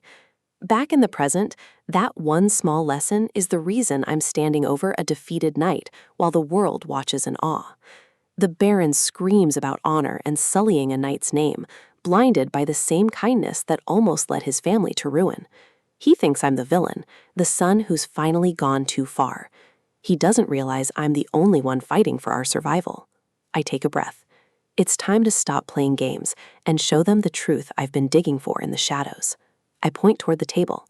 If we're talking about honor, we should look at what Sir Newman has been hiding from us all. Hidden letters, the physical evidence of a conspiracy that would have stripped this family of everything they own. The Baron's face pales as he reads the words of the man he trusted with his life and his lands. These letters prove Newman was working with the man who defrauded our estate. It was a betrayal from the inside, planned for months. The plans were all there: forged documents, financial ruin, and a total takeover of the Frontera territory. Newman is paralyzed. He hid those letters behind a wall. He can't fathom how a lowlife like me could have found them. I have my ways. In this world, information is the only currency that never devalues, and I've been saving up. Papong, my faithful little helper, spent the night scampering through the shadows to find the truth buried in the walls. The Baron collapses. The betrayal of a trusted knight is a wound that cuts deeper than any shovel ever could. My father is too kind-hearted to demand the execution that Newman deserves, even after seeing the truth. But kindness and leadership are two different things. A leader must be willing to prune the rot before it kills the tree. I step forward with a suggestion to settle the matter, a way to handle the traitor without a messy public execution. A test. If a simple mouse can hurt this great knight, he'll be exiled. If not, he gets a chance to repent. The crowd murmurs. A mouse? It sounds like a joke. A way to let Neumann off easy and save face. Even the Baron thinks I'm offering a path to mercy, a way to avoid the weight of a death sentence. My father agrees. It sounds wise and generous, serving as a warning to others without being overly cruel. The deal is struck. My supposed generosity is the talk of the arena, but they don't know the rules of my game. Neumann grovels, thanking me for a mercy he thinks I'm foolish enough to give him. Mercy? He doesn't know me at all. I don't give second chances to snakes. If you offer a guilty party a way out, do they change their heart? Do they repent for the venom they've spread? Not a chance. They only see mercy as weakness, a soft spot to exploit once they've regained their strength. Neumann is already plotting his revenge, his eyes burning with a hatred that won't be quelled by exile. I smile back at him. It's a beautiful day for a last laugh, and I'm going to enjoy every second of it. He's confused. Why am I still smiling when I've given him his freedom? The answer is right in front of him. I pull out a sunflower seed. It's time to feed the beast and end this farce once and for all. I toss Peepadong into the air, a tiny speck against the bright blue sky, destined for something much greater. The best way to ask for forgiveness is to remember that in my world, there is no such thing for traitors. Popdong crunches the seed, and the transformation begins. The mana I taught Javier to master is now in the hands of a rodent. A flash of light blinds the crowd. This isn't just a pet anymore. It's a reckoning falling from the heavens. Faces of pure shock. They were expecting a rodent, but they're getting a divine punishment. Even Javier and my father can't believe their eyes as the world's rules are bent to my will. The common folk gape at the sky, witnessing a miracle that will be talked about for generations. Popdong descends like a falling star, a massive weight of mana and fury aimed directly at the traitor. Newman looks up, his monocle nearly popping out, as the simple mouse prepares to crush his very existence. There is no escape. The laws of physics are being rewritten just to ensure Sir Newman's total defeat. A deafening slam echoes through the arena. The earth itself shatters under the weight of my tiny champion. Popdong lands with the force of a mountain. Newman never stood a chance against the power of engineering. What a shame. Sir Newman failed the test. The rotten apple is gone, and my land is safe for today. The air in the Frontera estate has changed. It's no longer the scent of stagnant wine and failure, but the crisp, sharp smell of progress and upturned earth. Beneath the surface of this world, rules are being rewritten. Magic and muscle are merging into something entirely new, large-scale infrastructure. What used to take months of back-breaking labor is now happening in minutes, driven by a creature that shouldn't even exist in this capacity. Peepadong, the once tiny rodent, is now a living engine of destruction and creation, carving a path through the dirt with terrifying efficiency. Javier watches in silence, his mind struggling to reconcile the drunken noble he once knew with the visionary standing before him, casually directing a monster to build a road. The soldiers aren't just guards anymore. They've been forged into something harder. The soft, lazy men of the past have been burned away by the sun and the weight of the stones. They've traded their rusted swords for heavy timber and sacks of gravel, their bodies bulging with a strength that only comes from Lloyd's relentless construction schedule. Lloyd speaks of an ancient city called Rome and a legendary path known as the Appian Way. In this world, knowledge is the most dangerous magic of all. The plan is ambitious, a road connecting the manor to the very base of the Eastern Mountains. It's a logistical miracle being built on the back of a novel's forgotten plot. Javier questions the necessity of it all. Why a road? Why now? But Lloyd just offers a cryptic smile. He isn't just building a path, he's building an empire's foundation. He claims this road will put their land on the map, but the confidence in his eyes suggests he's already seeing a future that no one else can even imagine. Then comes the question that's been festering in the knight's mind. Where did a spoiled alcoholic noble suddenly acquire the wisdom of a master engineer? The list of anomalies is growing too long to ignore. The revolutionary heating system, the summoning of high-level creatures, it doesn't add up. Javier's gaze turns cold, analytical. He's no longer looking at his master. He's looking at a stranger wearing a familiar face. A red warning flares in Lloyd's mind. The system is screaming. The knight's suspicion is a death sentence if the truth of his soul-swapping identity ever slips out. Lloyd feels a bead of sweat roll down his temple. In the original story, Javier was a hero who valued loyalty and blood above all else. Those blue eyes are searching for a crack, a single slip-up that confirms the man in front of him is an imposter who stole his lord's son's body. Lloyd remembers the lore. If Javier discovers the truth, his sense of justice won't allow a spirit to occupy the flesh of his master's kin. He can almost feel the cold steel of the knight's blade at his throat. One wrong word, and the developer's dream ends in a pool of blood. But Lloyd didn't survive this long by being honest. He has a system-granted defense for exactly this kind of social catastrophe. Stubborn insistence, activated. It's time to lean into the absurdity and gaslight the most perceptive man in the kingdom. He feigns offense, throwing Javier's accusations back at him with the practiced indignation of a man who has nothing to hide. He mocks the idea that 20 years of training are required for genius. In his mind, he's just a man using the cheat codes of modern science. He pushes the narrative of a hidden prodigy, a self-taught master who studied in the shadows while everyone else was busy looking down on him. The performance is loud, erratic, and perfectly suited to the Lloyd of the past. It's a mask made of arrogance and eccentricity. Javier falters, silenced by the sheer audacity of the response. The logic is flawed, but the personality is undeniably Lloyd's brand of chaos. With the knight momentarily stunned, Lloyd executes the ultimate move, a speedy topic change. He doesn't give Javier a second to process the lie. He strides away, his boots crunching on the very road he's creating. The immediate threat is neutralized, but the tension remains. He delegates the roadwork to Sir Byron, ensuring the construction continues even while he's away on more urgent business. Javier, true to his duty, insists on following. His suspicion hasn't vanished. It's just shifted into a watchful, dangerous patience. Their destination is far from the manor. Lloyd is going after the one thing he hates losing more than his life, his money. They arrive at Ludenia, a small border town that serves as the perfect hideout for those who wish to disappear with stolen fortunes. Inside a dimly lit inn, a man is losing his mind.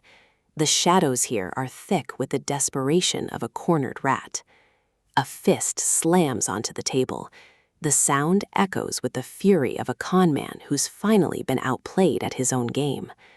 Towards, the man who swindled the Frontera family, is a mess of sweat and nerves.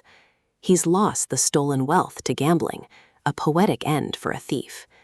His bodyguard, a man whose presence feels like a heavy weight in the room, watches with cold indifference. Loyalty is a transaction here.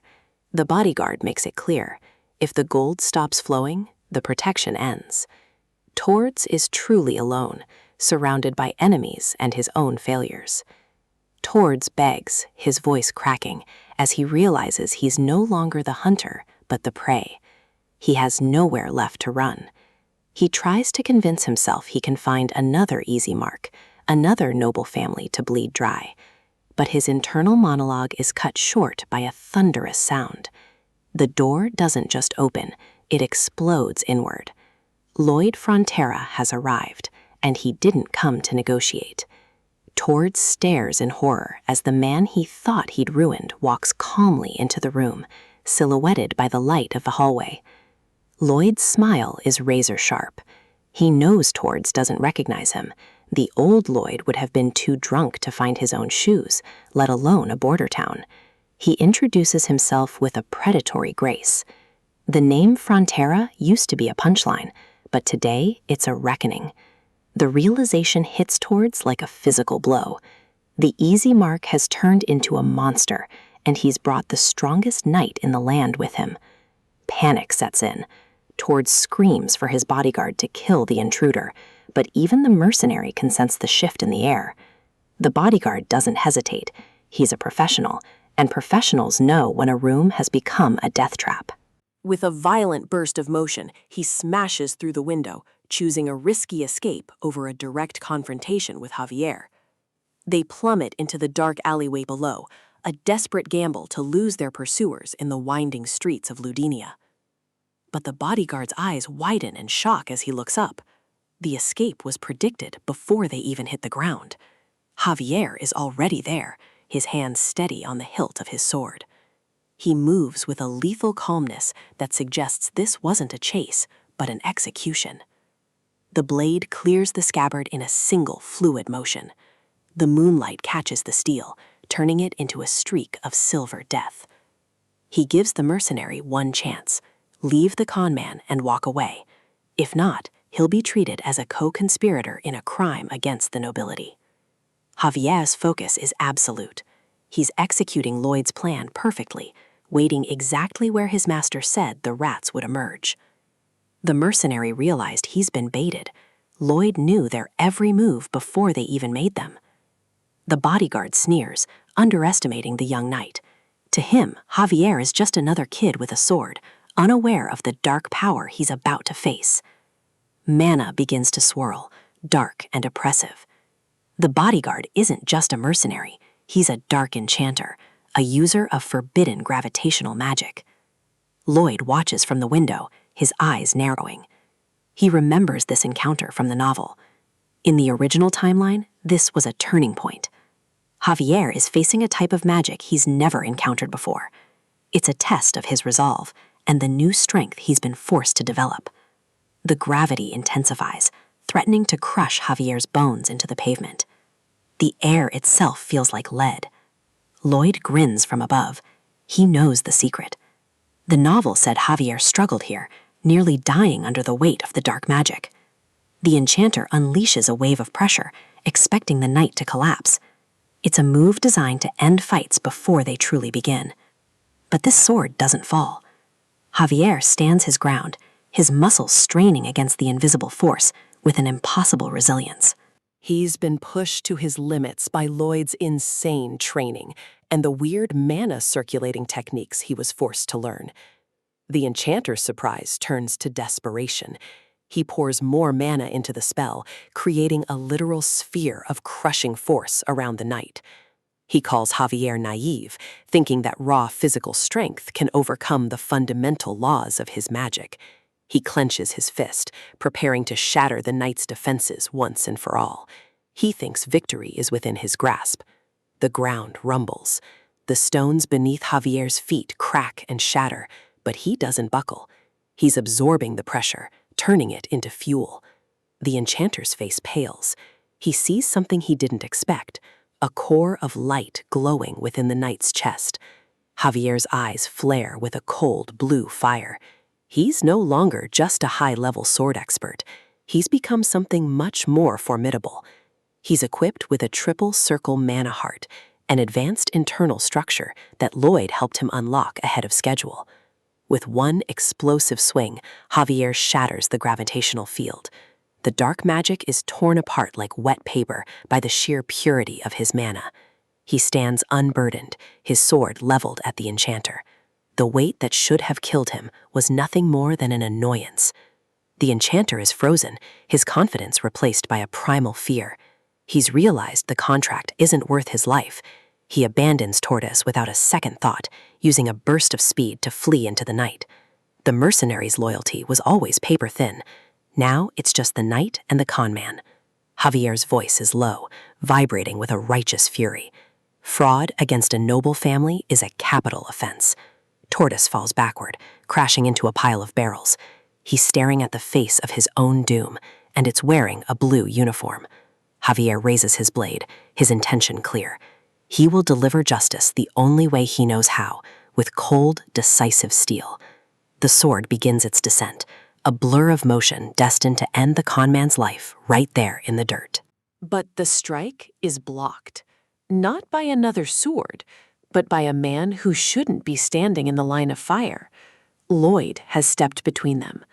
Lloyd shouts for him to stop, his face contorted with a different kind of urgency. He can't let Javier become a murderer for a few bags of gold. Javier is stunned. He's never seen this side of Lloyd, this desperate, protective anger. It doesn't fit the profile of a selfish noble. He stares at his master, his suspicions reaching a fever pitch. Is this man showing pity for a thief? Or is there a deeper game being played? Night falls over the Frontera barony, but the darkness inside this room is far more oppressive for the man tied to the chair. He's trembling, and for good reason. In this world, a noble's mercy is rare, and a noble's wrath is usually final. I sit across from him, letting the silence do the heavy lifting. Javier stands behind me, a silent reminder that there is no escape. I flash him a smile, the kind that usually precedes a very expensive favor. There's no need for all this shaking, really. I tell him I understand. Greed is a natural human instinct, and he simply saw an opportunity to line his pockets. He looks up, a flicker of hope in his eyes. He asks if I'm actually going to forgive him instead of sending him to the gallows. Of course, I'm a reasonable man. I'll skip the court case if he simply hands over every single asset he stole from the Baron. He agrees instantly, his face splitting into a desperate, pathetic grin. He thinks he's just bought his freedom with someone else's money. But I'm just getting started. Returning what was stolen is the bare minimum. The real price of his life is much higher. The hope on his face begins to curdle back into suspicion. He's starting to realize that my mercy has a very sharp edge. To earn true forgiveness, he needs to do something else, something productive for the estate he tried to ruin. I slide a piece of parchment across the table. It's a simple contract. One signature, and all his legal troubles disappear. He leans in, his bound hands hovering over the taper. He asks what kind of contract it is, his voice barely a whisper. It's just a standard employment contract. He'll even get a salary. I'm practically a philanthropist. But here's the catch. 80% of that salary will be automatically deducted to repay the massive debt he owes us. I give him my most charming, predatory grin. It's a perfectly legal way to ensure he never stops working for me. At his current pay rate, he'll be all paid up in just 520 years, give or take a decade. Javier looks at me with a mix of shock and dawning realization. He knew I wasn't going to let the man go, but this is a different level of cruelty. Why would I kill a man who owes me a fortune? Dead men can't pay debts, and I have no intention of letting a perfectly good worker go to waste. In my head, I'm already imagining the profit. I'm going to squeeze every bit of value out of this traitor for the rest of his natural life. The man screams that it's unjust, that he's never seen such a shameful contract in his life. He's not wrong, but he doesn't have many options. My expression flattens. I tell him I can't force him to sign. If he prefers, we can just head straight to court and let the executioner handle it. The choice is simple, a lifetime of labor or a very short walk to the chopping block. Sobbing, he picks up the pen and signs his life away. The next morning, the sky is clear and the air is crisp. One problem solved, a dozen more to go. We head back toward the estate in the wagon. The enchanter is tucked away in the back, still bound, still weeping. Javier mentions that the interest on our family debt should be covered for a few months, now that we have the stolen funds back. I tell him he's thinking too small. I'm investing that money immediately. I need to hire more men, because 30 soldiers won't be enough for what's coming. The only issue is my reputation. Being known as a drunken hooligan makes recruitment a bit of a challenge. A few days later, I put up a notice in the center of the barony, 20 gold per week. It's a king's ransom for manual labor. The response is immediate. A line of able-bodied men stretches across the square, all of them whispering and murmuring in disbelief. I'm surprised. I thought these people hated my guts. Javier, however, seems to have a different perspective on the situation. He reminds me that I delivered the Ondel heating systems on time and at a price they could actually afford. I dealt with the traitor and even managed to summon a divine creature to help the land. In their eyes, the trash of the family has changed. He tells me they now consider me a trustworthy and talented man. It's a strange feeling, being respected for something other than my family name. A man approaches the table, looking nervous but genuinely grateful. He asks about the work contract, ready to sign whatever I put in front of him. Before he signs, he stops to thank me. It's not about the money or the job. It's about something more personal. He tells me his child used to suffer terribly every winter from the cold. The damp and the chill were a constant threat to the boy's life. But this year, because of the Ondel system I installed, his home is warm. His family is safe. He bows deeply, his gratitude radiating off him. I'm caught off guard. I only built those heaters to make a quick buck and save my own skin, but hearing this makes me feel genuinely embarrassed. The man mentions he has a relative in the neighboring Lacona land who heard about the heaters and wants to place an order. My eyes widen. This is it. The first stage of the grand plan is finally falling into place. Expansion is the key to real wealth. I didn't build those initial heaters at a loss for nothing.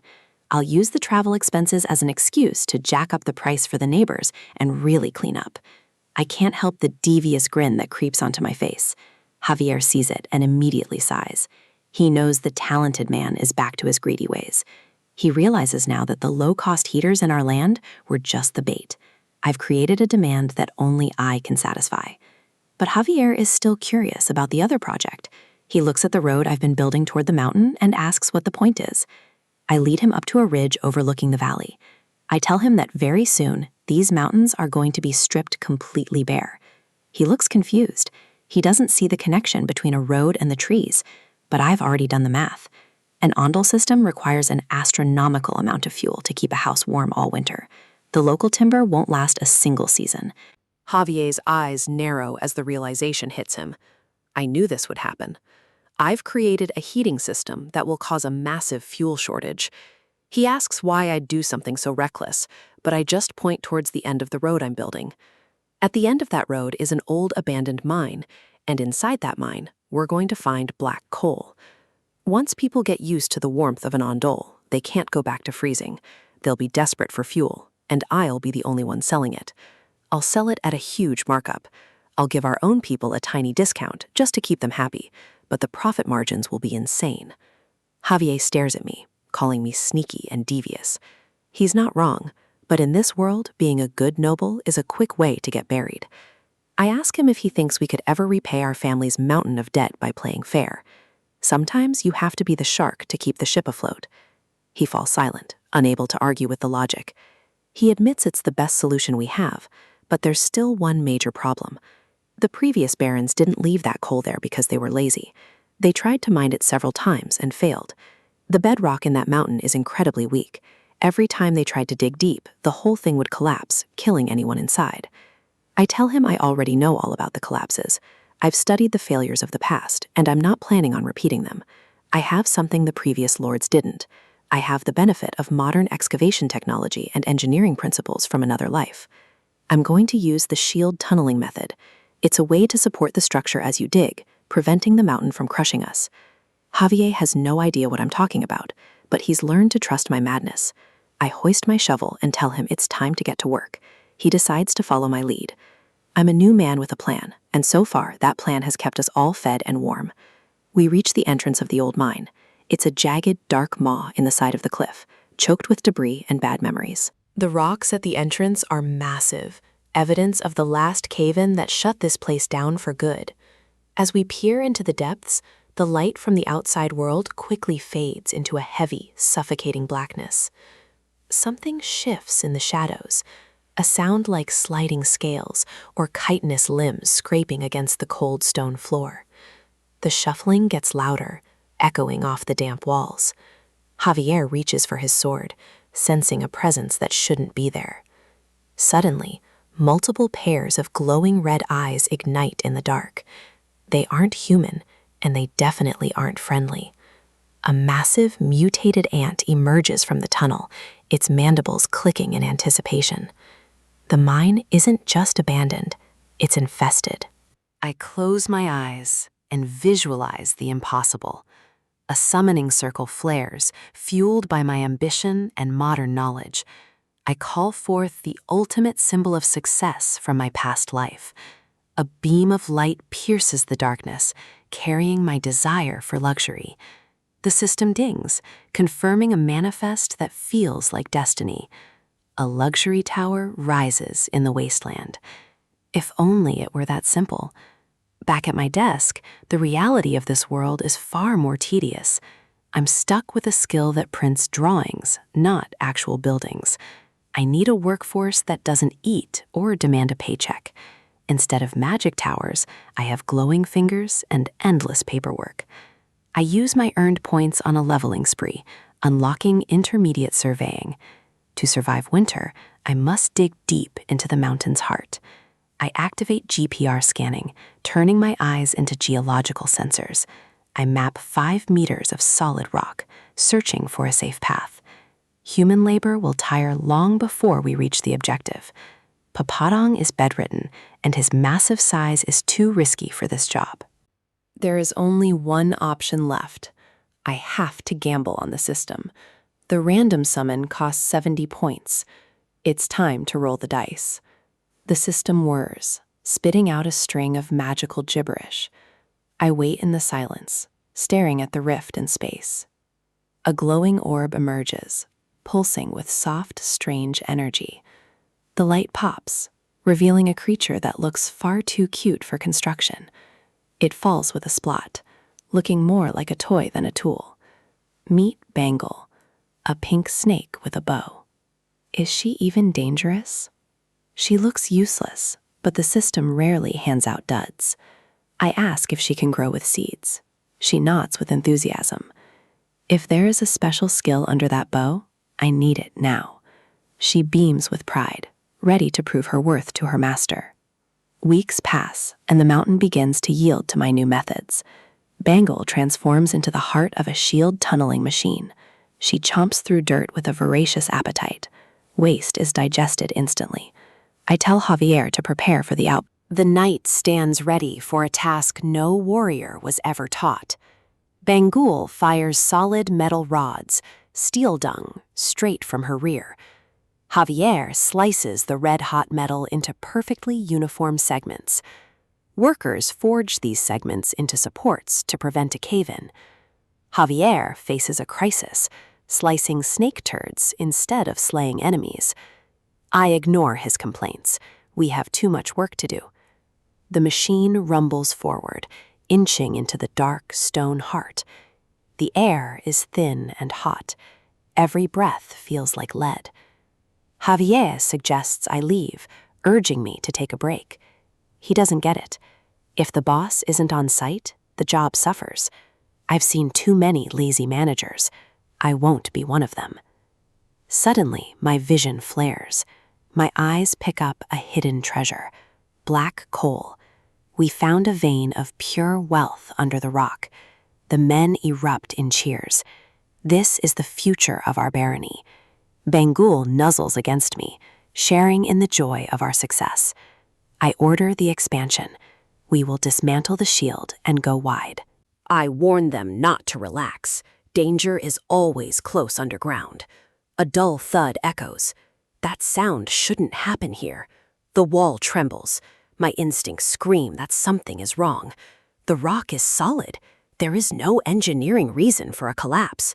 I activate the scan, pushing my vision through the stone. I see a void that wasn't there before. It is growing fast. The rock cracks wide, revealing a pitch-black abyss. A massive chitinous leg smashes through the construction site. I am thrown back as the tunnel becomes a nightmare. Javier draws his sword, eyes locked on the emerging horror. A giant ant, a monster never mentioned in the original records. I swing my shovel wildly, driven by pure terror. The impact is sickening. I'm fighting in a hole I dug. I drive the shovel home, but the victory feels hollow. I gasp for air, realizing we've breached something massive. Ants never travel alone. They live in massive colonies. 100 red eyes flare in the dark. We've hit the nest. I scream for an evacuation before the tunnel becomes a tomb. Javier becomes a whirlwind of steel, holding the line as others flee. If they reach the surface, the entire barony is finished. Javier can't hold them forever in this thin, stale air. The shaft won't collapse, and these things are experts at digging. I start to spiral, the weight of the disaster crushing me. Javier slaps me, snapping me out of my panic. He needs a plan. He is at his limit. If I don't act now, we both die. Nest, coal, underground. The pieces click together in my head. A spark of inspiration ignites. It's a desperate gamble. The rules of chemistry still apply in this strange world. I grab a torch, the flame flickering in the dead air. I yell for Javier to follow. We are going into the nest. He looks at me as if I've lost it, but he doesn't hesitate. He carves a path through the swarm, trusting my madness. We charge into the heart of the nest, toward a certain end. In this world, standing over a defeated enemy isn't about glory or honor. For an estate developer, it's about assessing the damages and collecting what's owed. The sorcerer, Lupellin, finally realizes the gravity of his situation. He's trapped in a hole with a knight who can cut steel and a man who understands the mountain better than he does. I don't look at him with pity. I look at him as a massive liability that just cost me weeks of progress. Kidnapping my workers wasn't just a crime, it was an insult to my construction schedule. I need to know exactly how he plans to compensate me. He grovels, begging for his life. Apologies are cheap, and I have no use for them. I want assets, not words. Desperate, he offers me everything. Every magical tool, every rare ingredient, and every scrap of research hidden in this cave. Now we're talking. A total asset liquidation is the only way to settle this debt. If he's giving it all up, I'm more than happy to take it. Javier emerges from the darkness, supporting the workers. They're exhausted and half-starved, living proof of the cruelty this man practiced in the name of his craft. I ask him what he was really doing with them. What kind of twisted logic justifies working men to death in a cave? He claims he was researching a way to bring back the dead. It's the classic obsession of a man who can't let go of the past. Is that even possible? And more importantly, what would a man like him do with that kind of power? His face shifts, a shadow of genuine grief crossing his features as he prepares to tell his story. He was trying to bring back his wife and child. He wants me to see the tragedy instead of the monster. I listen, but I don't feel the sympathy he's looking for. Grief is a heavy burden, but it doesn't grant you a license to destroy others. He speaks of an ordinary, happy life, a family that meant everything to him before the world turned cold. A cruel lord tried to steal his wife, shattering his world and driving him into the darkness of forbidden sorcery. It's a tragic script, one I've heard 1,000 times. But I've heard enough. I cut him off before he can finish his soppy story. Tragic past or not, his actions have consequences. I ask him if he thinks his wife would actually thank him. Would she want to be brought back by the blood of hundreds of innocent people? He stammers, unable to answer. He looks at the ghastly creations he's left behind, the cost of his obsession laid bare. Having a tragic story doesn't make you a hero, it just makes you a murderer with an excuse. No matter how he spins it, the reality remains. He's a man who crushed the happiness of others to mend his own. In the eyes of the law and the eyes of his victims, he's nothing more than a serial killer. He begins to weep, the weight of his crimes finally breaking through his delusions. I don't look back. I have work to do, and a construction site that needs its men back. I tell him I'll be back for the tools. I leave him there, a broken man in a broken cave. But I leave him with a warning. If he ever tries to hurt anyone again, there will be no second chances. He gasps, seemingly shocked that I'm letting him live at all. He grovels once more, thanking me for a mercy he thinks is genuine. But I know the truth. I remember the original novel. In that story, Javier was the one who forgave him and let him go. The novel's Javier was noble and kind. He believed in redemption. He let Lupulon walk away from his laboratory. And because of that kindness, Lupulon went on to kill hundreds more, eventually becoming a recurring villain who haunted the kingdom for years. I'm walking away knowing exactly what the noble path leads to. I'm not interested in being a hero. I'm interested in results. Behind me, the air shifts. The sound of shifting fabric and a sudden surge of mana tells me exactly what's happening. Lupulon can't help himself. A snake doesn't stop being a snake just because you let it go. He thinks my back is turned. He thinks he's found an opening. He lunges, a dark spell forming in his hand. He's ready to kill the man who just spared him. His face is contorted with a manic grin. He thinks he's won. He thinks I'm as naive as the protagonist in the book. But I told him there would be no mercy. His eyes widen as he realizes I'm not surprised. I was waiting for this. I knew he couldn't resist the urge to strike. Javier is faster than any spell. A single, clean arc of steel cuts through the darkness before the sorcerer can even finish his incantation. The threat is ended. Permanently. In this world, you don't leave loose ends to become sequels. It reminds me of my previous life in Korea. I used to be the guy who took the high road. There was a senior worker on the construction site who treated me like garbage. He'd scream at me over nothing, demanding perfection for a pittance while he did half the work. I would bow my head and apologize. I'd tell myself that being the bigger person was the right thing to do. I believed in all those quotes about kindness and avoiding confrontation. I thought that if I treated him with respect, he'd eventually return it. I spent months under his thumb, swallowing my pride and hoping for a change that never came. I'd greet him every morning with a smile, only to be met with another round of insults. He took my patience for weakness. To him, I was just a punching bag that didn't know how to hit back. He became more pathetic with every passing day, feeding his ego on my silence. I tried to ignore him. I tried to find my inner peace in the middle of a dusty construction site. I'd grit my teeth and tell myself that blowing up would only make things worse. I was wrong. The day he insulted my parents was the day the inner peace finally died. He thought he could say anything, and I just take it. Something snapped. The polite student, the hard-working employee, they all vanished in a second. I didn't say a word. I just walked up to him and put a hand on his shoulder. Then I let go of all that suppressed rage. I didn't care about the consequences anymore. I hit him with everything I had. It wasn't a fight, it was an eviction of all the bitterness I'd been carrying. The site went silent as the quiet kid finally turned into a storm. He deserved every bit of it.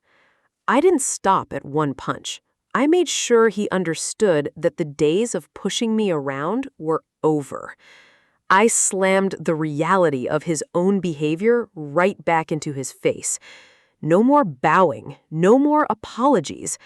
I beat him until he couldn't scream anymore. Even as I was doing it, a part of me knew I was probably screwed. The others finally pulled me off him.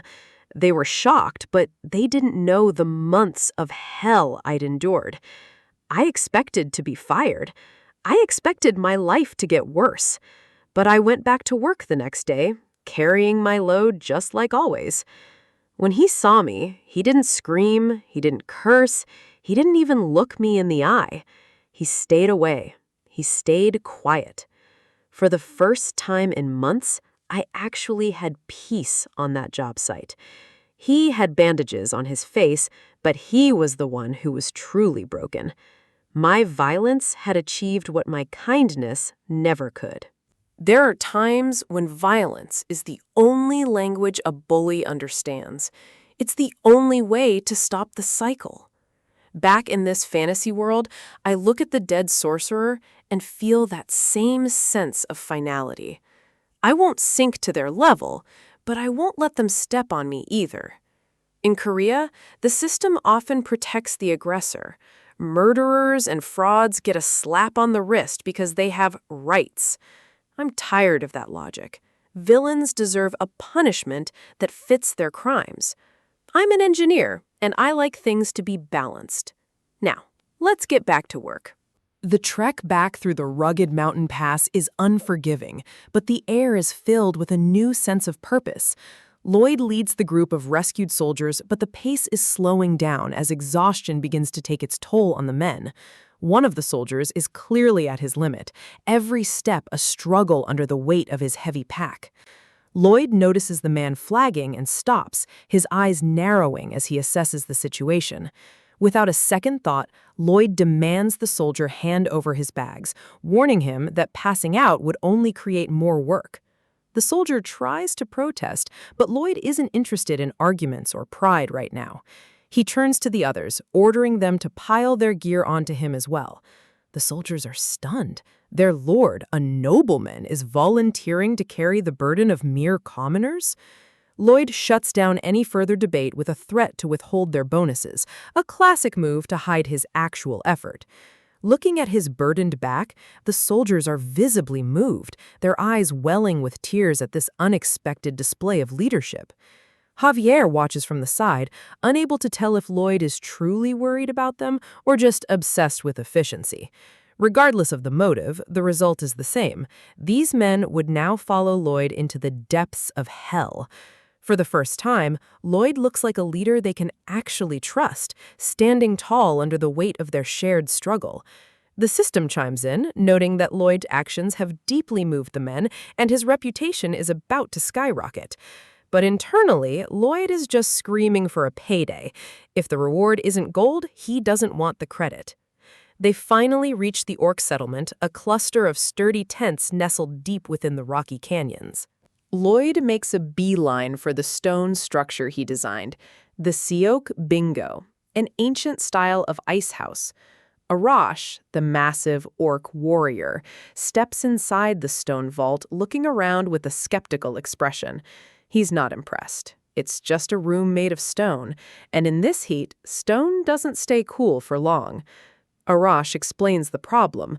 Without real cold, the meat will spoil, and muscle loss is a fate worse than death for an orc. Lloyd smiles confidently, reminding him that the project isn't finished yet. Arash points out the obvious. There is no ice in this burning wasteland, so the building is useless. Lloyd's grin only widens as he makes a bold claim. If they don't have ice, he'll just make some. The orc stares at him, wondering if this human has finally lost his mind in the sun. Lloyd just shrugs, claiming he'll figure it out somehow. The orc's internal monologue is a mess of doubt, questioning everything Lloyd has told him so far. Lloyd can almost sense the suspicion, but he views the orc not as a threat, but as a very important customer. Arash tries to shake off the negativity, reminding himself that Lloyd did save his life. He offers to help if needed, though he clearly expects Lloyd to fail this impossible task. As soon as the orc leaves, Javier steps in, his voice dripping with his usual deadpan skepticism. He asks the million-dollar question, how exactly does Lloyd plan on creating ice without magic? Lloyd's face drops instantly. He admits that it's a very good question and he has no idea. Javier is horrified. He realized Lloyd just signed a contract and made a promise with zero plan to fulfill it. He accuses Lloyd of being a fraud, but Lloyd just holds up a hand to stop the lecture. Lloyd asks Javier if he knows what unsuccessful people all have in common. He starts mimicking a whiny voice, listing all the excuses people use to avoid taking risks. He argues that failures find a million reasons not to try before they even start.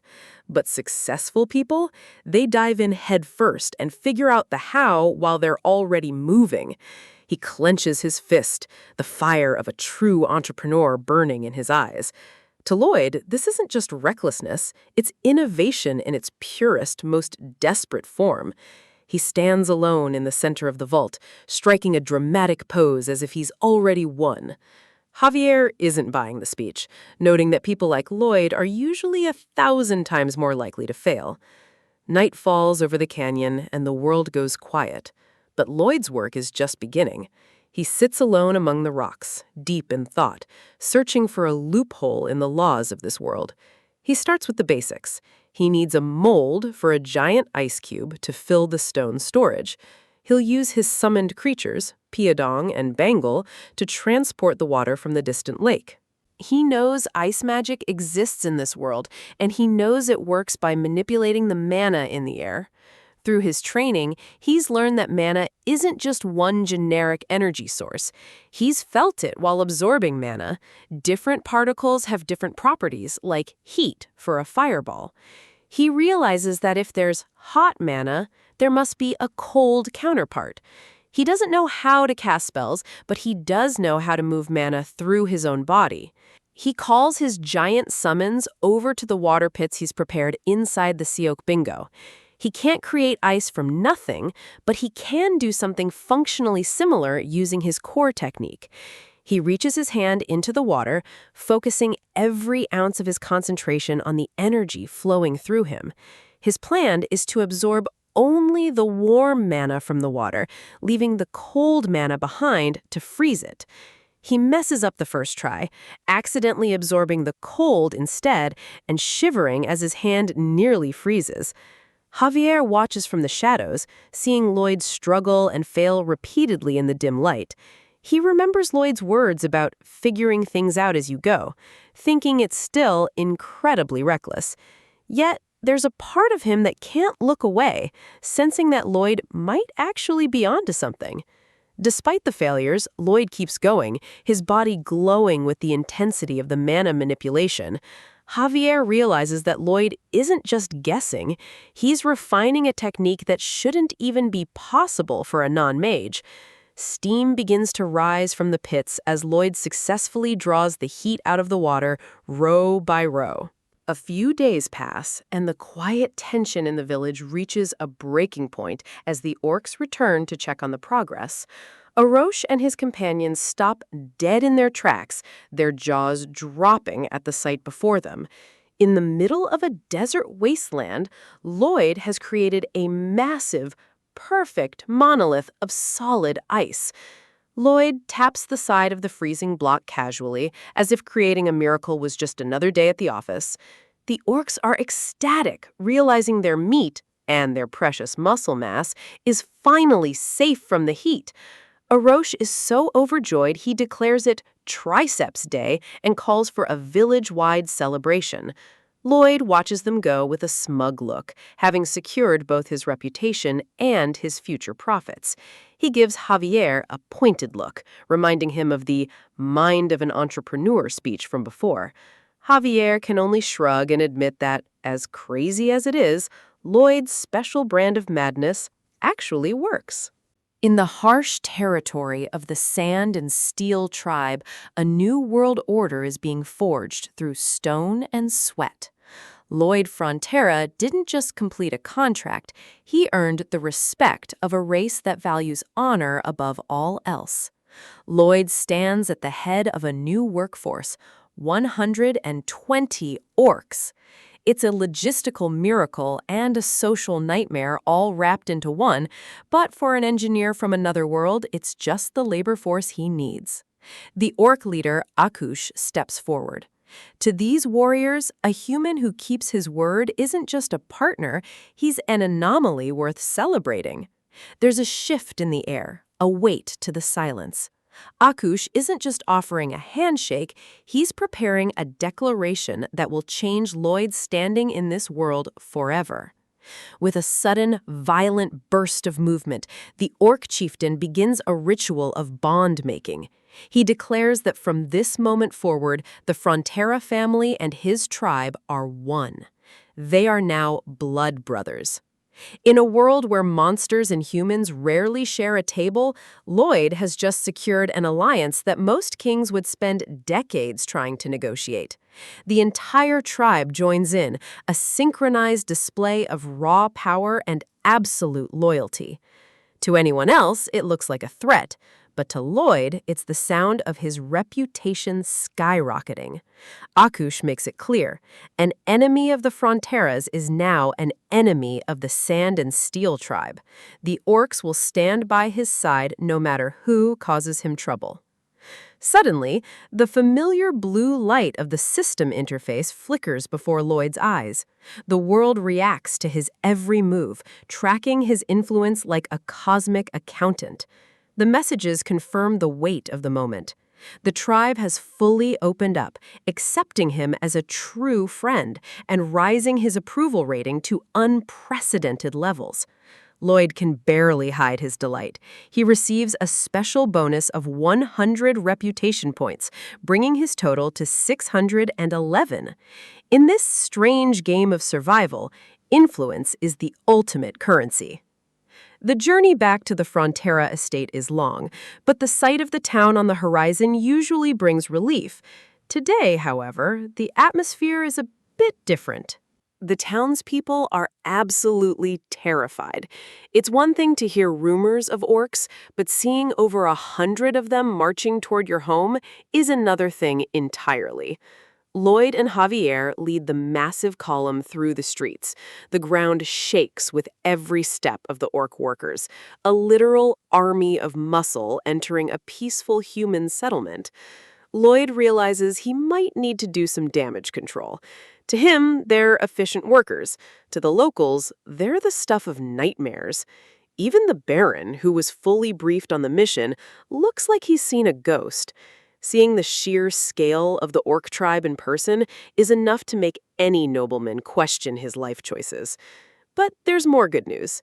Word of Lloyd defeating the Dark Sorcerer and saving the soldiers has spread like wildfire, painting him as a hero of valor and courage.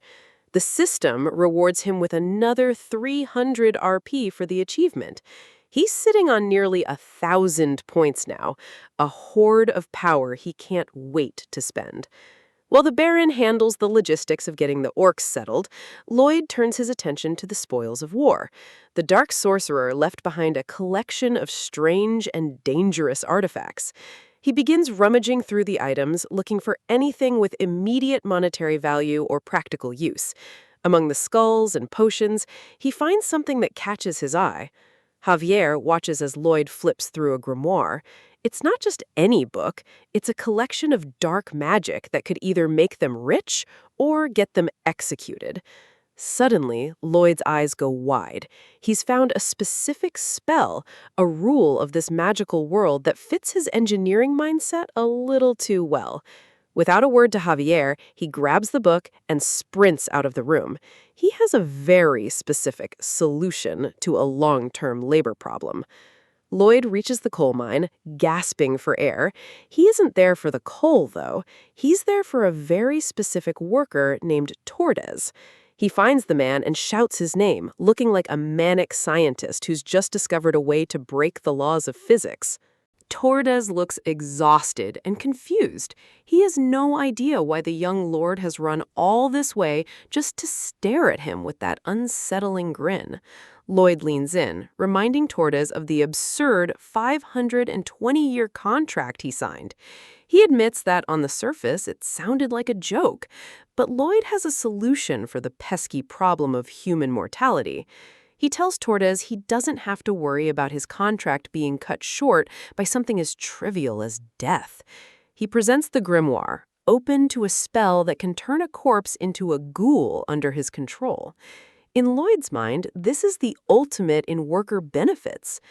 Tordes stares at the illustration of the undead creature. The realization that his contract is literally eternal begins to sink in. Lloyd is beaming, genuinely excited that he can keep Tordes working for the full 500 years. He thinks it sounds like a fun, exciting future for both of them. The silence in the mine is deafening. Lloyd looks around, wondering why Tordes isn't sharing in the joy of guaranteed lifetime employment. His face drops for a split second, realizing he might be the only one who finds necromancy-based labor management to be a stroke of genius. Tordes is speechless. The sheer horror of being a zombie coal miner for the next several centuries is more than his mind can process. Tears begin to stream down Tordes's face. It's a smile of absolute despair, a man who has realized that even the grave won't save him from Lloyd's ambition. Lloyd gives him a cheerful thumbs up and tells him to keep up the great work, completely ignoring the psychological trauma he just inflicted. He prances away, literally singing a tune. The system chimes in again, noting that even the ruler of the underworld is impressed by Lloyd's sheer audacity. The system even offers him a position in the afterlife. Lloyd just scoffs, feeling like he's being judged for being a proactive estate developer. Later that day, Lloyd heads back to the mansion. He needs to discuss the next phase of their expansion with the Baron, but the mood in the house is tense. He finds the Baron's office empty, which is unusual. The man is normally buried in paperwork trying to fix their financial situation. A maid stops him in the hallway, looking nervous. She informs him that the Baron is in the reception room dealing with some unexpected guests. Lloyd asks who the guests are, and the names she gives him, Mr. Shiloh and Mr. Meatloaf, sound like low-rent thugs with expensive titles. Lloyd's expression goes blank. He knows exactly what kind of guests these are. They're the vultures who come to pick the bones of a struggling estate. A dark, predatory smile slowly spreads across Lloyd's face. He's been looking for a reason to test his new social standing, and these two just walked right into his trap. Inside the room, the two debt collectors are laying out their terms. They have a policy of receiving the principal of a loan in a single repayment, a move designed to bankrupt the Fronteras. They offer a special arrangement. They'll let the Baron repay just 10% of the principal, but there's a catch that makes it a death sentence for the estate. They want the rights to the mine. They know the coal mine is the only thing keeping the estate afloat, and they're here to steal it under the guise of a generous offer. The two men smirk, knowing they have the Baron cornered. They mock his silence, telling him it will reduce his interest and be good for him in the long run. The Baron is visibly sweating, his hands clasped tight. He's at the end of his rope. But then, a knock at the door breaks the tension. Lloyd enters the room with a smile so bright, it's actually threatening. He greets them with mock warmth, acting as if he's just happy to see some intellectuals in the house. The collectors are unimpressed. They hold up an official invitation, warning Lloyd that if he's thinking about threatening them again, he can forget it. Lloyd just keeps grinning, telling them he couldn't help but overhear their amazing offer. He suggests that he might have a bold offer of his own. Meatloaf sneers, telling Lloyd they don't care about anything he has to say. He's used to being the one in power, and he doesn't like being interrupted. Lloyd continues anyway, proposing that they repay the debt in smaller installments and that the interest rate be lowered accordingly. It's a complete reversal of their terms. Shiloh explodes in anger, shouting that he won't hear another word. He thinks he can still bully the Fronteras into submission. Lloyd just tilts his head, his eyes narrowing. He mentions that their refusal makes him quite angry. And in this world, Lloyd's anger has a very physical manifestation. A massive green foot steps into the room. The floorboards groan under the weight of a creature that doesn't belong in a polite reception hall. The orc chieftain, Akush, looms over Lloyd, his presence filling the entire room. He asks who dares to anger his Frontera brother. The debt collectors are paralyzed with fear. They're looking up at a literal monster, a warrior who could snap them both in half without breaking a sweat. Akush reiterates the vow of the Sand and Steel tribe. Anyone who causes trouble for the Fronteras will be destroyed with their full force. Lloyd puts on a show of being the reasonable one, telling Akush that they were just talking. He plays the diplomat while the orc provides the ultimate leverage.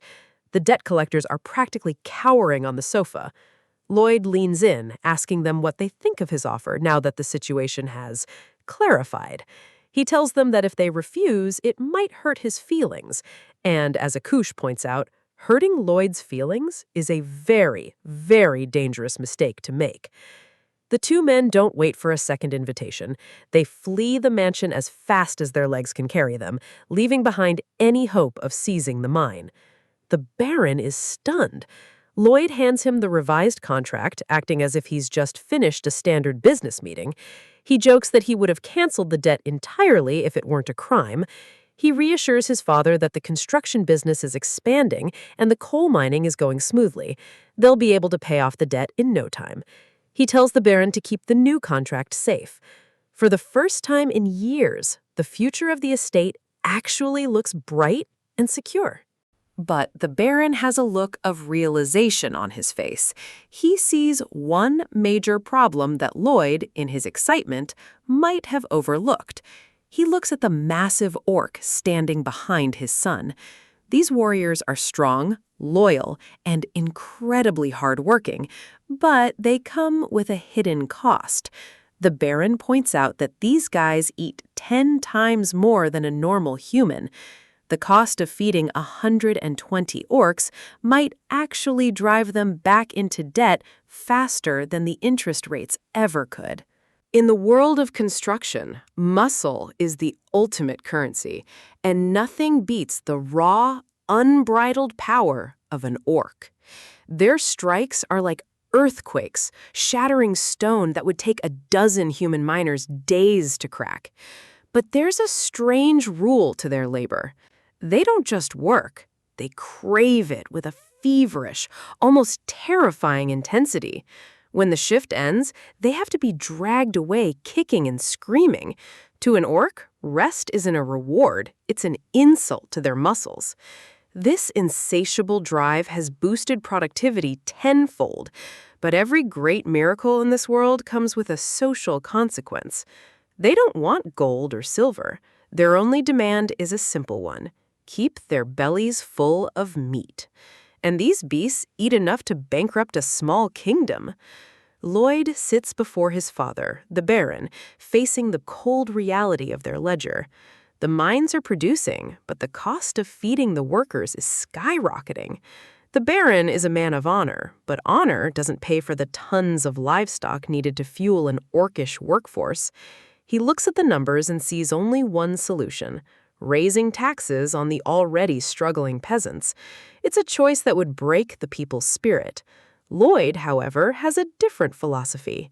He knows that taking more from a dry well only yields dust. His proposal is a character twist the Baron didn't expect. Instead of taking more, they must enable the people to make more.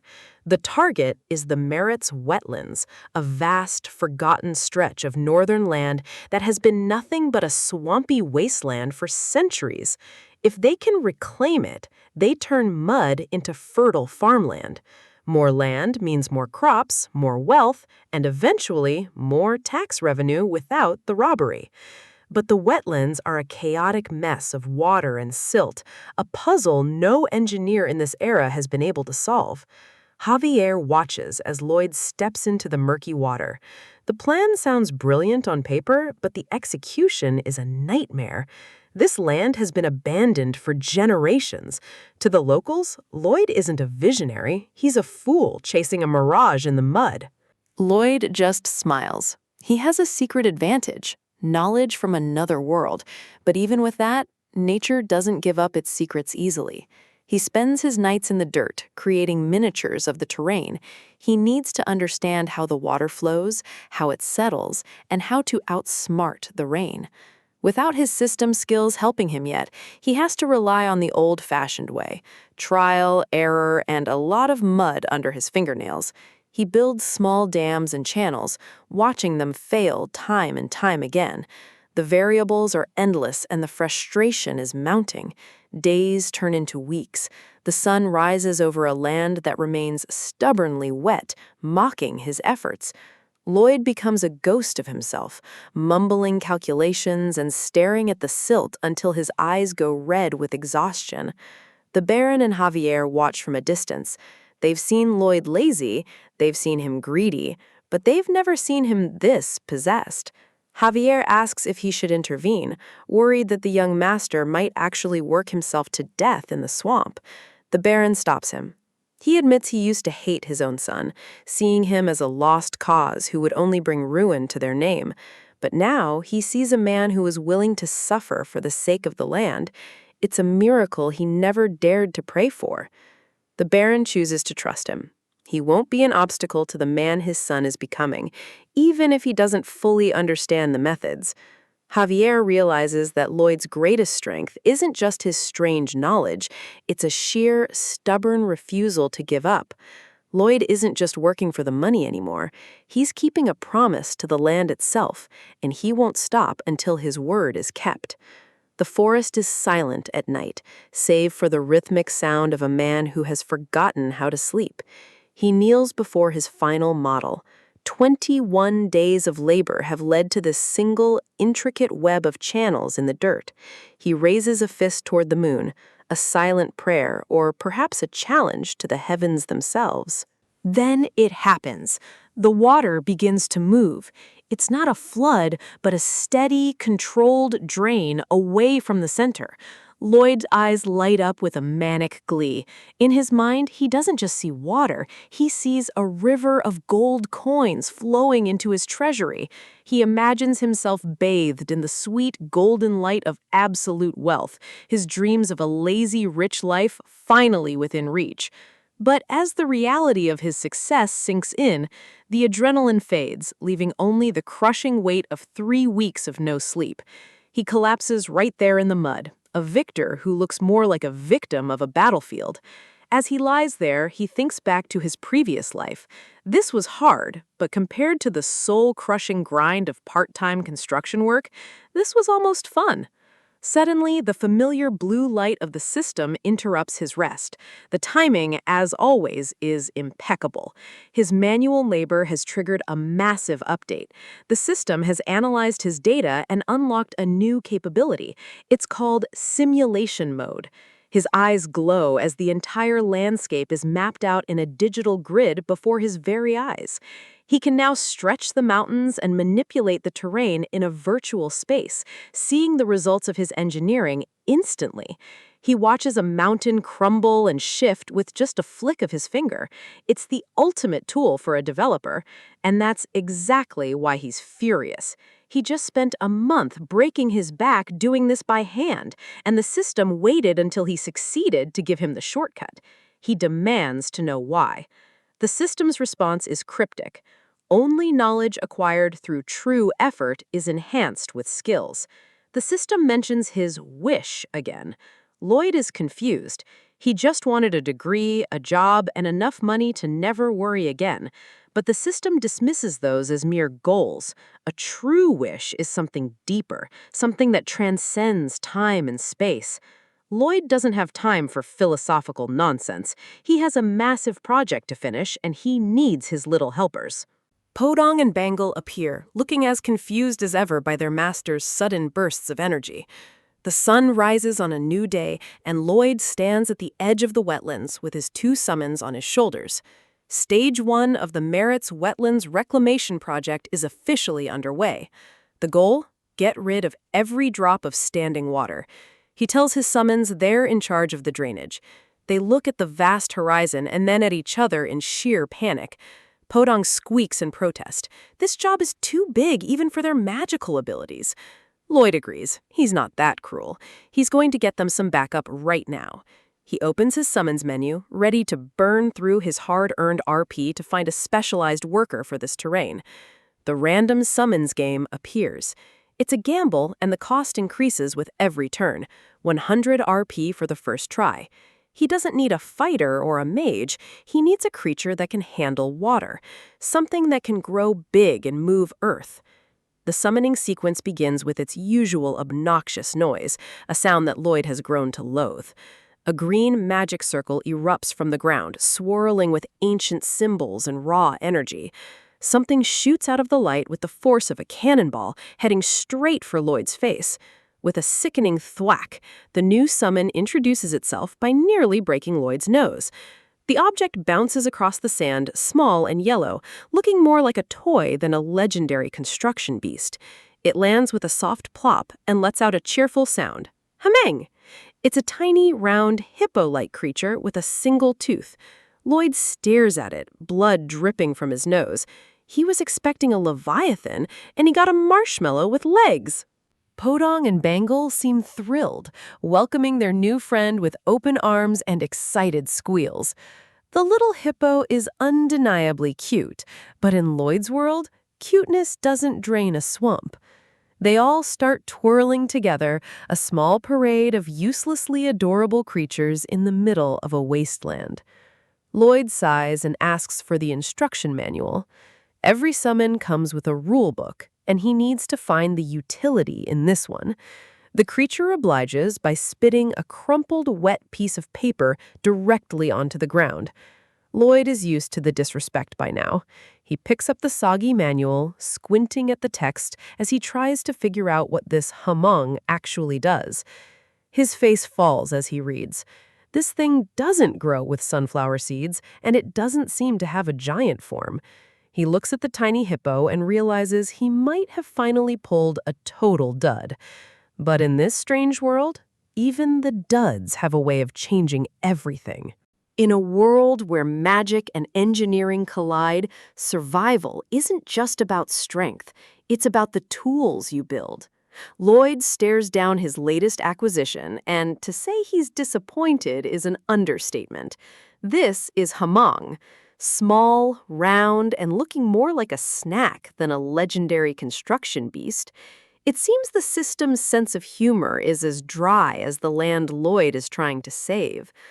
Lloyd calls up his interface, desperate to see if there's some hidden potential he's missing. The rules of this world are governed by these screens, and right now, they aren't looking promising. His other summons, Podong and Bangle, immediately take offense to his skepticism. They might be small, but they have a sense of dignity that Lloyd constantly overlooks.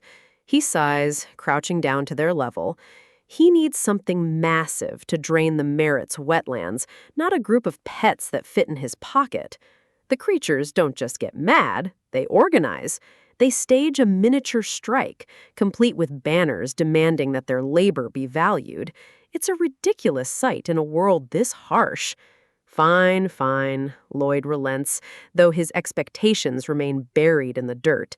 If this tiny thing can only dehumidify a closet, it's useless to his grand design. Then, the screen dings. Hamong's skill is revealed. One shot, level 1. It sounds like a drinking game, not an engineering miracle. Lloyd asks if it can chug water. The little creature nods with an enthusiasm that is almost suspicious. Hamong pats its belly, claiming it can drink as much as its stomach can hold. Lloyd looks at that tiny frame and wonders if it's even worth a bucket of water. He figured his luck was too good to be true. He's stuck with a hamster-sized water tank while the wetlands continue to rot. But Hamong isn't done. It waddles toward the edge of the water, ready to prove its worth to its skeptical master. It starts with a tiny slurp, just a little ripple on the surface of the massive, stagnant pool. Lloyd stands back, hands in his pockets, waiting for the inevitable failure. The other summons watch, their tiny faces filled with anticipation. Lloyd's eyebrow twitches. Is he actually supposed to wait for this thing to finish the whole wetland one sip at a time? But the slurping doesn't stop. It gets louder, more rhythmic, more aggressive. The water begins to churn around the small creature. Lloyd blinks. He's not imagining it. Hamong is growing. The more it drinks, the more its physical form expands to accommodate the volume. The ripples turn into a vortex. A massive whoosh of water is being sucked into Hamong's mouth, as if it were a literal drain in the earth. Lloyd's skeptical expression begins to crack. This isn't just drinking.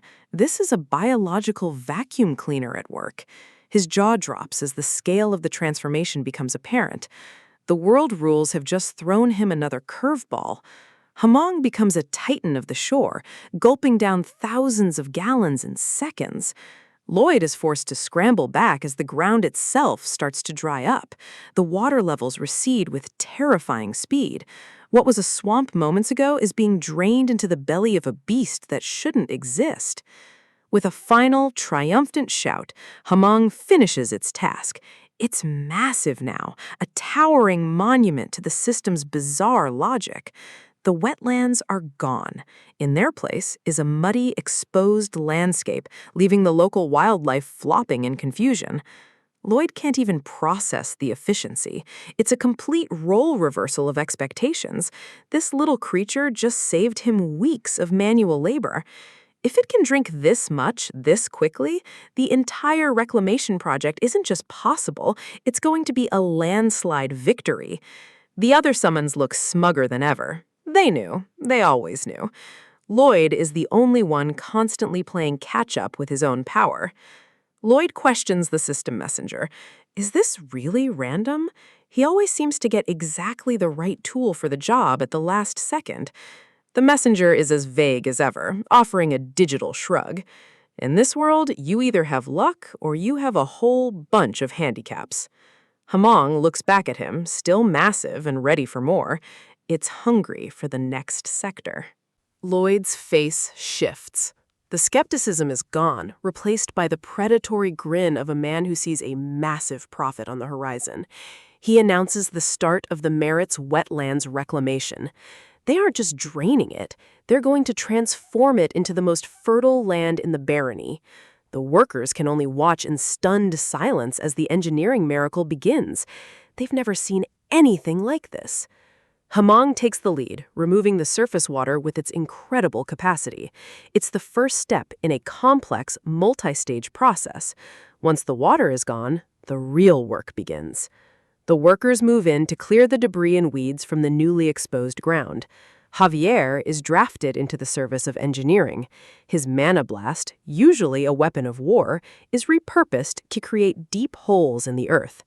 They insert bamboo stalks into these holes, creating a natural filtration and drainage network that reaches deep into the soil. Hamong then uses its one-shot skill to draw the deep-seated water up through the bamboo like a giant straw. Finally, they build levees using Lloyd's upgraded simulation skill. It's a perfect synchronization of magic, labor, and modern engineering.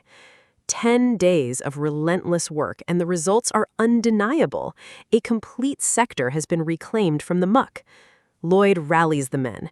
He knows that to keep them working this hard, he needs to offer a promise of a future they can actually see. He promises a bonus party once the work is done. The men roar in approval, their fatigue forgotten in the face of a tangible reward. Summer heat beats down on them, but the momentum is unstoppable. The world is changing under Lloyd's direction. Javier pauses, sweat dripping from his brow. He's one of the greatest knights in the realm, yet here he is, shirtless and digging in the dirt. He looks out over the former wasteland. It's actually happening. The mud is turning into structured, viable farmland. He wonders when he started accepting this as natural. His duties were supposed to be noble, but Lloyd has turned him into a master gardener. His thoughts are interrupted by Lloyd's voice. The master is never far behind with a new task. Lloyd hands him a bag of seeds, telling him to plant them across the new fields. Javier tries to protest, but he knows it's futile.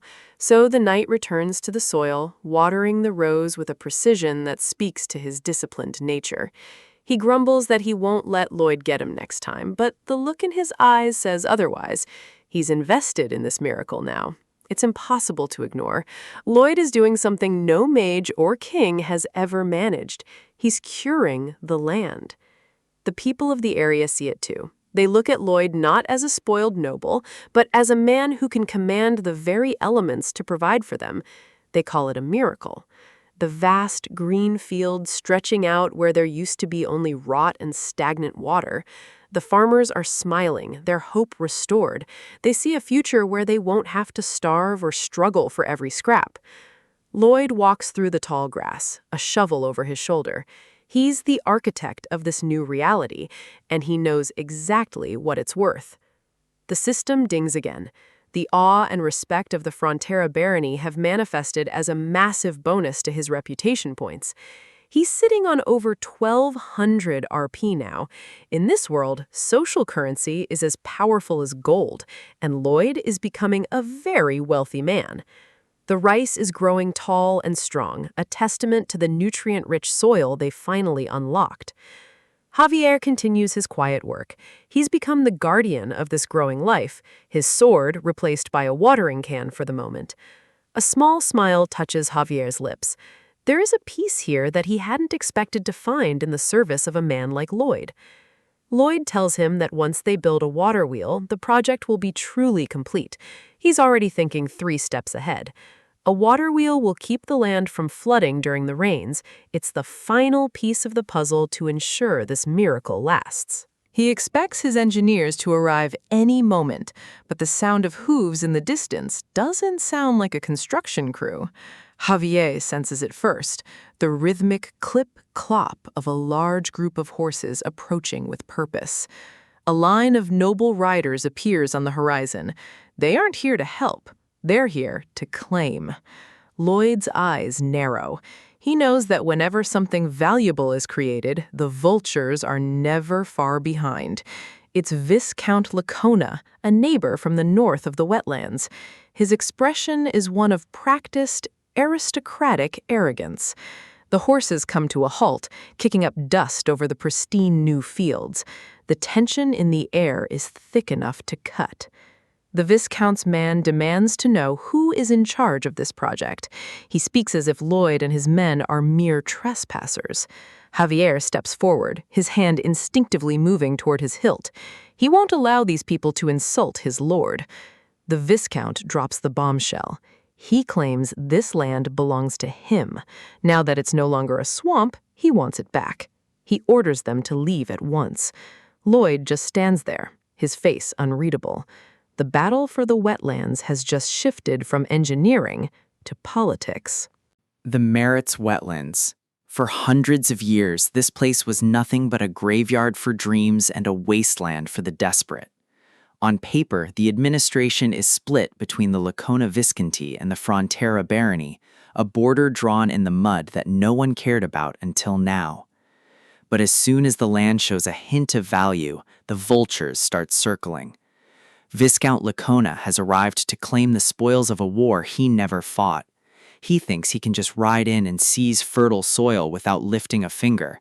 It's a classic power play, predictable and pathetic. He doesn't realize he's walking into a trap set by someone who knows the rules better than he does. He wants to talk about trespassing. Fine, let's talk about the law. His men try to puff out their chests, acting like they own the horizon just because they're sitting on high horses. I look him in the eye and I see exactly what he is, a leech in a fancy coat. The tension is thick enough to cut. My workers are watching, waiting to see if their new lord will fold under pressure.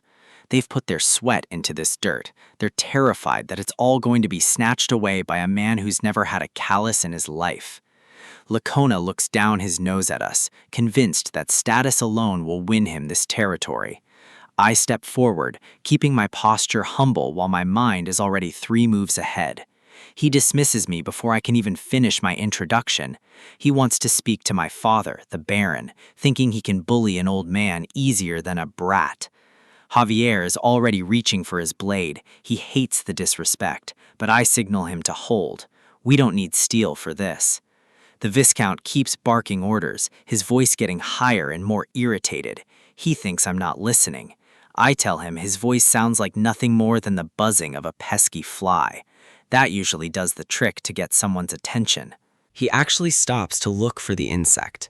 It's almost sad how easy it is to rattle him. His aide has to whisper the insult into his ear. The realization hits him like a physical blow. I don't give him time to recover. I start reciting the Land Act of the Kingdom, Title 321, the special exemption for the development of barren land. He tries to interrupt, but I'm a steamroller. Clause 1. The aim of the law is to reward those who reclaim what was lost. Clause 2. Barren land is defined as land abandoned for over a century. This swamp fits the bill perfectly. Now for the killing blow. Clause 3. Ownership goes to the developer who meets the specific requirements. First, you need the investment of capital and labor. We've poured both into this marshland for weeks. The Viscount is sweating now. He knows where this is going, and he's powerless to stop the lecture. Second, the land must support a residential building. Third, it must be capable of long-term agriculture. And finally, the most important requirement, the land must have produced at least one harvest. I reach down and pull a perfectly formed onion straight from the mud. The look on his face is worth every cent I spent on irrigation. Total, utter defeat. Javier looks stunned. He probably thought I was just throwing seeds around to keep the pests away. I told them to plant those seeds and look after them. It wasn't just for pests, it was for this exact legal standoff. I offer him the onion as a gift, the first harvest of the Merit's wetlands. It's the most expensive vegetable he'll never get to eat. He's fuming, realizing I've outmaneuvered him before he even set foot on the property. He knows he's been played. I shove the onion into his hands, a reminder of his failure to steal what isn't his. The pleasantries are over. Now it's time to show him the door. I drop the act. My voice turns cold. This isn't a negotiation anymore. It's a command. I tell him to get off my land. The authority in my voice leaves no room for argument. He retreats, his tail between his legs, followed by his confused and humiliated entourage. Javier asks if I had a prophecy about their arrival. He still doesn't get that engineering and logistics involve planning for the worst people, not just the worst weather. I've dealt with leeches before. They all follow the same pattern. Wait for someone else to do the hard work, then try to claim the credit. A cheer erupts from the workers. They realize their future is secure because I wasn't just digging ditches, I was building a fortress of legality. They're shouting my name, treating me like a hero. It's loud, it's chaotic, and it's a waste of energy. I don't have time for a victory parade. We have a schedule to keep. I bark at them to get back to work. I'm paying them to build, not to cheer. Efficiency over ego, always. The rain begins to pour. It's the first real test of our drainage systems. The water needs to move exactly where I designed it to go. The channels are roaring. This is what hundreds of simulations were for. If the mountain doesn't drain properly, the whole project washes away. I sit out there in the storm, watching every drop. Complacency is the fastest way to die in civil engineering. The water wheels are turning. The flow is steady. The infrastructure is holding against the deluge. I need to be sure. I need to see if the Merit's wetlands can truly be transformed into something functional. Javier stands over me with an umbrella, looking like he's questioning my sanity again. Let him. Results are the only thing that matter. By morning, the sun breaks through. The leaves are dripping, but the land isn't flooded. It's thriving. The stone paths are clear. The drainage worked. The wetlands are no longer a swamp. They're a foundation. We did it. We turned a wasteland into the most valuable real estate in the region. The system dings. Monumental achievement in construction. I've left a mark on the history of this continent, and the rewards are pouring in. Surveying and design skills both jump to intermediate level 3. Subterranean scanning and 3D simulation mode, now things are getting interesting. Approval ratings are up across the board. Even Javier is starting to tolerate me. My RP is sitting at a comfortable 1355. Stage 1 is complete. But while I'm celebrating, the losers are plotting. Back in the Lacona Visconti, the news of my migration incentives is spreading like wildfire. Free land and protection, it's a nightmare for the neighboring lords. The Viscount is losing his mind. He realizes that in 5 years, the people I'm bringing in will be the rightful owners of the land he tried to steal.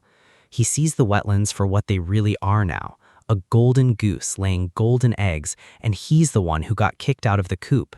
His jealousy is a physical pain. He can't stand the thought of a lowlife like me succeeding where he failed.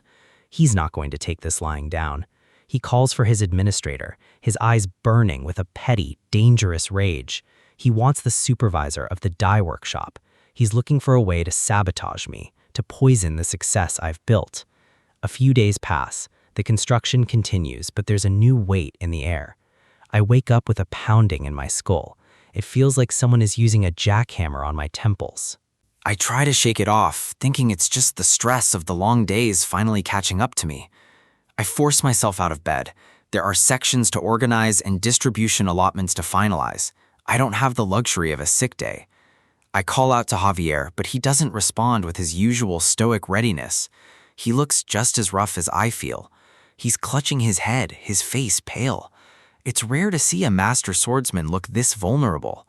I ask him if he's tired too, but the look in his eyes tells me this isn't just exhaustion.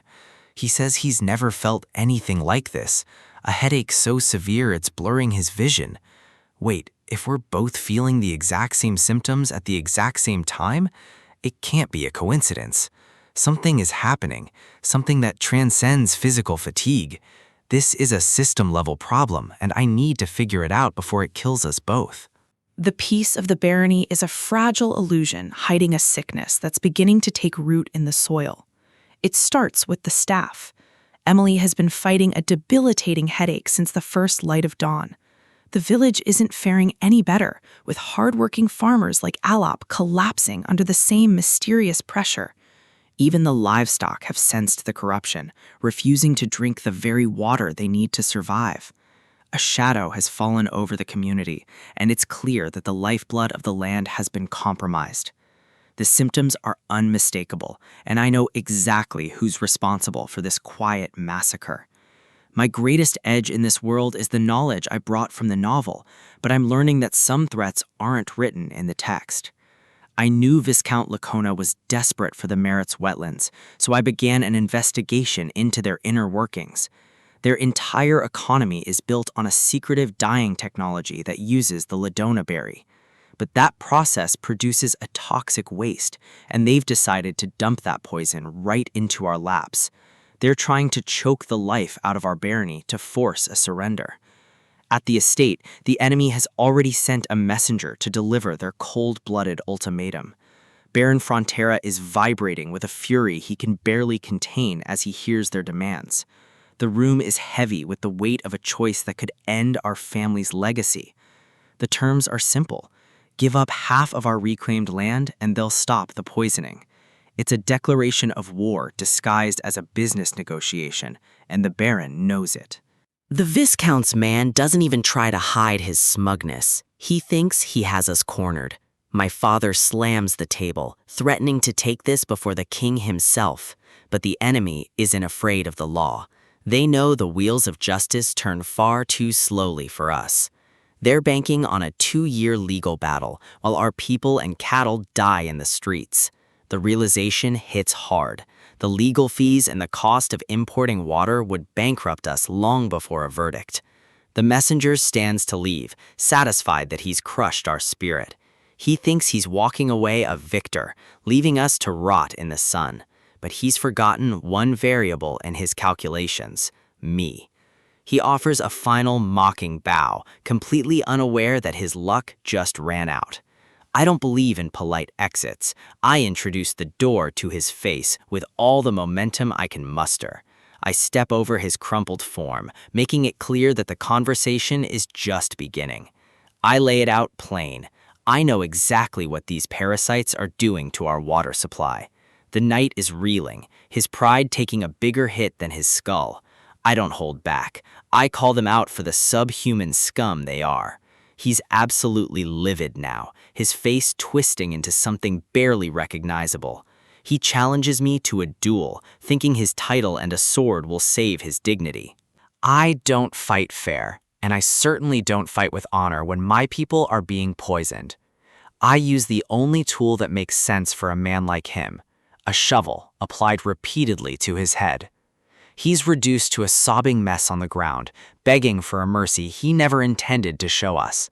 This is for every headache and every parched throat in the village. Even the Baron is stunned, but I've never been one for half measures.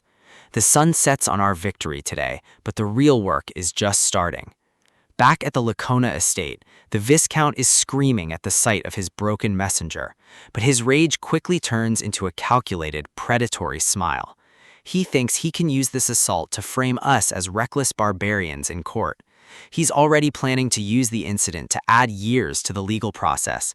He laughs, convinced that he's finally found the leverage to bury us forever. He has no clue that I'm relishing the thought of his overconfidence. While he's playing lawyer, I'm standing on the walls, rallying a different kind of force. We aren't going to wait for a court to give us permission to survive. This land was won with sweat and blood, and I'll be damned if I let greed take it back. The workers are ready, and their loyalty is the only foundation I need. The plan is a massive engineering feat, a reservoir that will bypass the poisoned river entirely.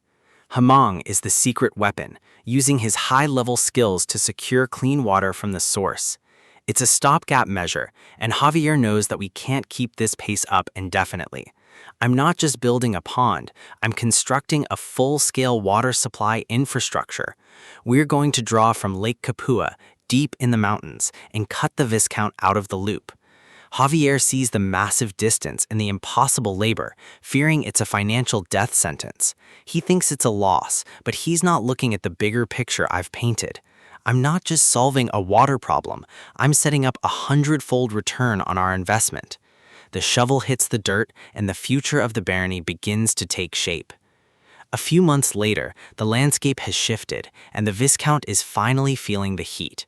He's biting his nails in a panic, unable to understand how his leverage vanished.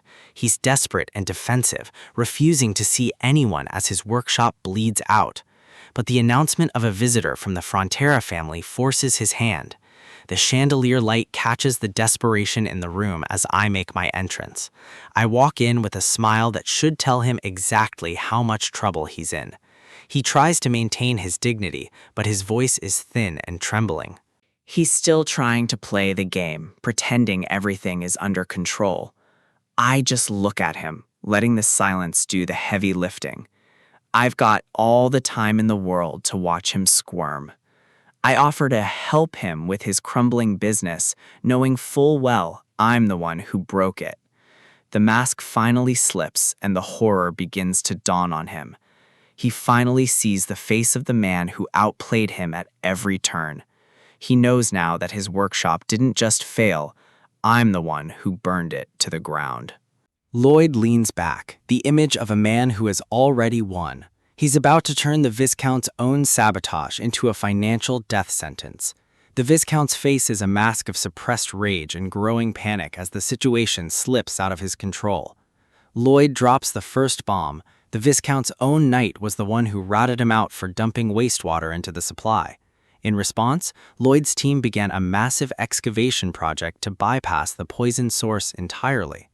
The Viscount slams the table, his patience shattered. He doesn't want a history lesson. He wants to know why his business is dying. Lloyd calmly explains the terrain. A massive valley sat directly in the path of their new water route. He pauses for effect, relishing the chance to explain his engineering superiority to a man who tried to ruin him. The solution was an architectural marvel, a Roman-style aqueduct built to span the entire gap. Constructing it required Javier to blast through massive deposits of limestone to create building materials. During the process, heavy limestone debris and dust accidentally filled the valley floor. This exposed the bedrock and contaminated the stream flowing directly toward the Viscount's land. The Viscount is screaming now, the realization of what this means finally hitting him like a physical blow. Lloyd's smile is razor sharp. That lime-filled water flowed straight into the Viscount's dye workshop. The result is catastrophic. Every single roll of dyed fabric is ruined, coated in a thick gray residue that can't be washed out. Desperate, the Viscount threatens to take the matter to the royal court, swearing he'll sue Lloyd for every penny. Lloyd doesn't even move. He knows a legal threat is the last refuge of a man with no other options. A verdict in the royal court could take 2 years. Lloyd asks a simple question. Will anyone even remember the Viscount's brand by then? The old man is shaking, his teeth bared in a snarl of pure, helpless hatred. Lloyd stands up to leave. The conversation is over because the outcome is already decided. The Viscount keeps shouting about his connections, trying to claw back some sense of power. He points a trembling finger, promising a war that he lacks the resources to fight. Lloyd just gives a casual wave. He isn't worried about connections when he holds the actual leverage. Outside, the air is fresh, a stark contrast to the suffocating desperation left behind in that room. Javier is skeptical. He's a man of action, and the slow, grinding gears of the law worry him. He warns Lloyd that the Viscount isn't just an old man, he's a noble with a network in the capital. A legal battle could be a bottomless pit for their finances even if they eventually win. Javier watches his master closely, searching for the logic behind this blatant provocation. But Lloyd is calm. He knows that in a war of attrition, the one who controls the water always wins. The landscape of the barony remains peaceful, but the financial landscape is shifting rapidly. 1 month passes, exactly enough time for the Viscount to realize his business is officially dead. The arrogance is gone. The Viscount is on his knees, his forehead touching the floor in a total surrender. He begs for mercy, asking Lloyd to save the workshop he spent his life building.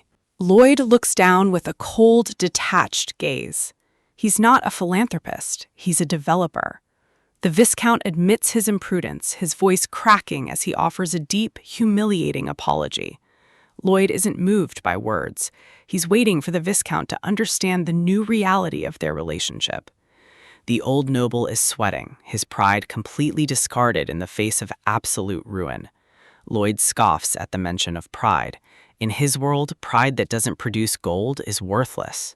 He watches the man whimper, a predator observing a trapped animal that has finally stopped fighting. Lloyd reaches into his coat, pulling out the document that will finalize his victory.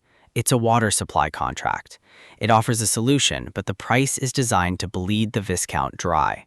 He holds out the pen with a friendly smile that doesn't reach his eyes. It's time to sign away the future. The Viscount reads the terms, his eyes wide with horror at the astronomical cost of a basic necessity. He tries to object, claiming that no one can put such a high price on water. Lloyd's expression goes cold. The mask of the friendly developer drops completely. He reminds the Viscount that he was the one who taught him that water is never free. The room feels heavy with the weight of the Viscount's mistake. He has no choice but to sign. Later, Lloyd's father stares at the contract, his hands shaking as he reads the monthly payment amount. It's enough to pay back all their debts and still have a massive fortune left over for expansion. Lloyd claps happily, playing the role of the dutiful son, but Javier watches from the shadows, unsettled.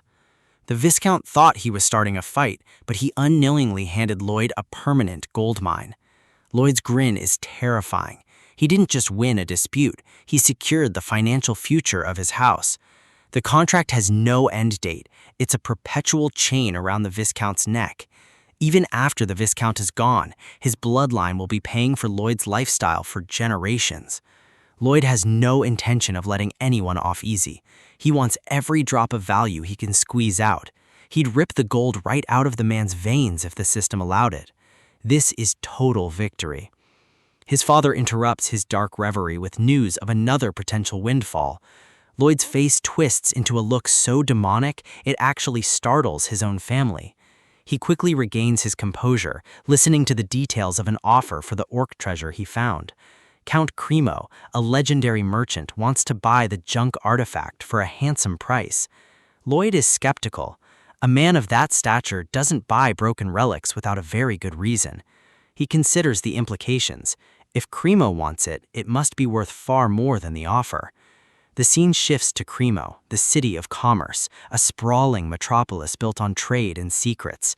It's a place where gold flows like water, but danger often lurks just beneath the surface. Count Cremo stands at his window, his eyes fixed on the horizon as if expecting something. The moon reflects off the calm ocean, but the stillness is about to be shattered. A massive bulge appears in the water, a force of nature rising from the depths. The Count's gaze hardens. He knows that the real test for his city is arriving now. The water erupts in a violent spray as something ancient and hungry breaks the surface. A gargantuan beast breaches, its roar drowning out the sound of the waves. This isn't a problem that can be solved with a contract or a clever engineering trick. The Gigatitan has emerged. Cremo is about to learn that some things are far more expensive than gold. The timeline is set. In just 1 week, we leave the Frontera estate behind.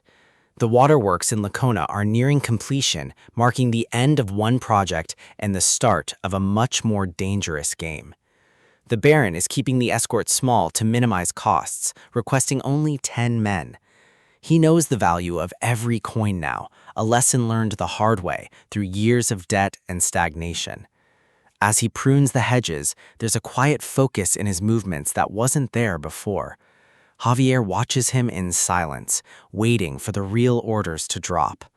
The Baron promises to keep a close eye on Lloyd, but his tone has shifted from suspicion to something resembling respect. He remembers the knight from Viscount Lacona who came to blackmail him, demanding half of the reclaimed wetlands. In the past, the Baron would have folded immediately, terrified of the conflict and the potential loss. But watching Lloyd's relentless efforts and the people's renewed hope has sparked a rare flame of courage in the old lord's heart. He admits his own indecisiveness, acknowledging that he hasn't always been the leader this land deserved. A kind heart isn't enough to rule, and the Baron finally understands that. He sees the qualities of a true leader in his son, the firm principles and the absolute willingness to take action when the stakes are high. Javier listens, his own expression unreadable as the Baron evaluates the man Lloyd has become. To the outside world, Lloyd's only principle is money, a greedy drive that seems to consume everything else. But the Baron knows there's more to the story now. He turns to Javier with a final, decisive command. The mission to monitor Lloyd is over. The dynamic of the estate is changing permanently. Javier is no longer a spy within his own house. From this moment forward, his only duty is to protect Lloyd as the true heir of the Frontera name. Javier accepts the command, but his mind drifts the long history between them. He remembers a time when the Baron asked him about his dreams. Even as a child, Javier's path was clear, though the road to get there was paved with hardship. He wanted to be a knight, a protector for the Lord who had shown him mercy. The Baron had encouraged that dream, treating the orphan boy with a warmth that felt like a lifeline. He believed in Javier's strength, certain that the boy who survived a harsh winter alone would become the world's strongest knight. To seal that promise, the Baron gave him a wooden sword he had carved himself. It was more than a toy, it was an acknowledgement of his potential. But the original Lloyd, the one Javier grew up with, was a different creature entirely. He took that symbol of hope and used it as a tool of humiliation. With a cruel laugh and a heavy boot, he shattered the wooden sword, trying to break Javier's spirit along with it. In the present, Javier walks through the manor, the weight of those memories still pressing against him. He glances toward the wall, his eyes narrowing at a specific display. The broken wooden sword is mounted there, a constant reminder of the resentment he has carried for years. He enters Lloyd's room, greeted by the same manic energy that has defined the heir's recent transformation. Lloyd tries to play the businessman, jokingly threatening to suspend his services if Javier doesn't cooperate. The service in question is Lloyd's peculiar way of helping Javier rest, a relentless lecture on civil engineering. It's a bizarre tactic, using the sheer boredom of advanced mathematics and soil compaction methods to force a knight's mind to shut down. Lloyd talks about excavation and structural integrity with a passion that borderlines on insanity. He looks like a different person entirely from the brat who broke Javier's sword, driven by a vision that no one else can see. The work is grueling, and Lloyd is always in the thick of it, pushing himself as hard as the men he leads. He snaps his fingers, signaling the end of the day's mental exhaustion. It works. Javier drifts off, his body finally surrendering to the sleep he usually denies himself.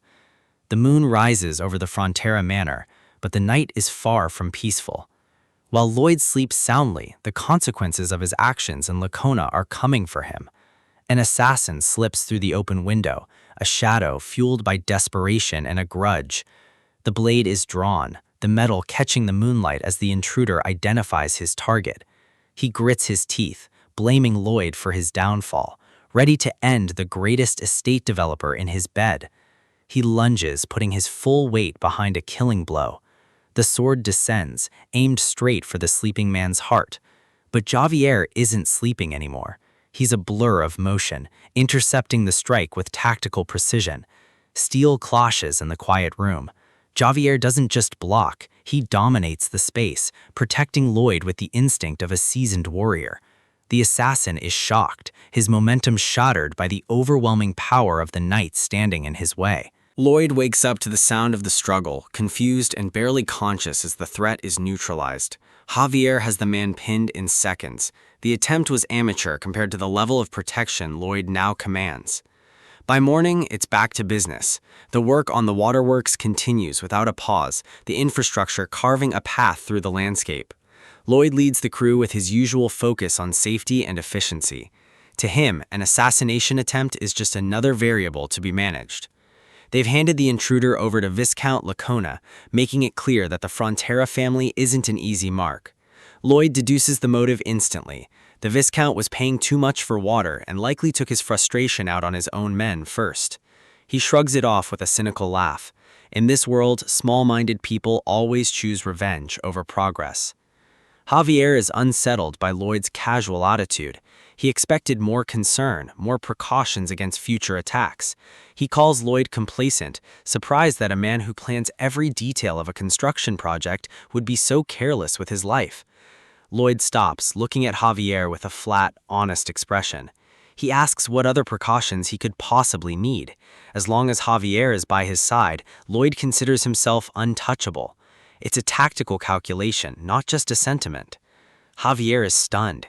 The absolute trust in his abilities is a weight he wasn't prepared to carry. Lloyd reminds him of his own history, a boy who survived a monster attack and a harsh winter alone to become a knight. He asks Javier to think about how impossible that survival was, yet he made it happen.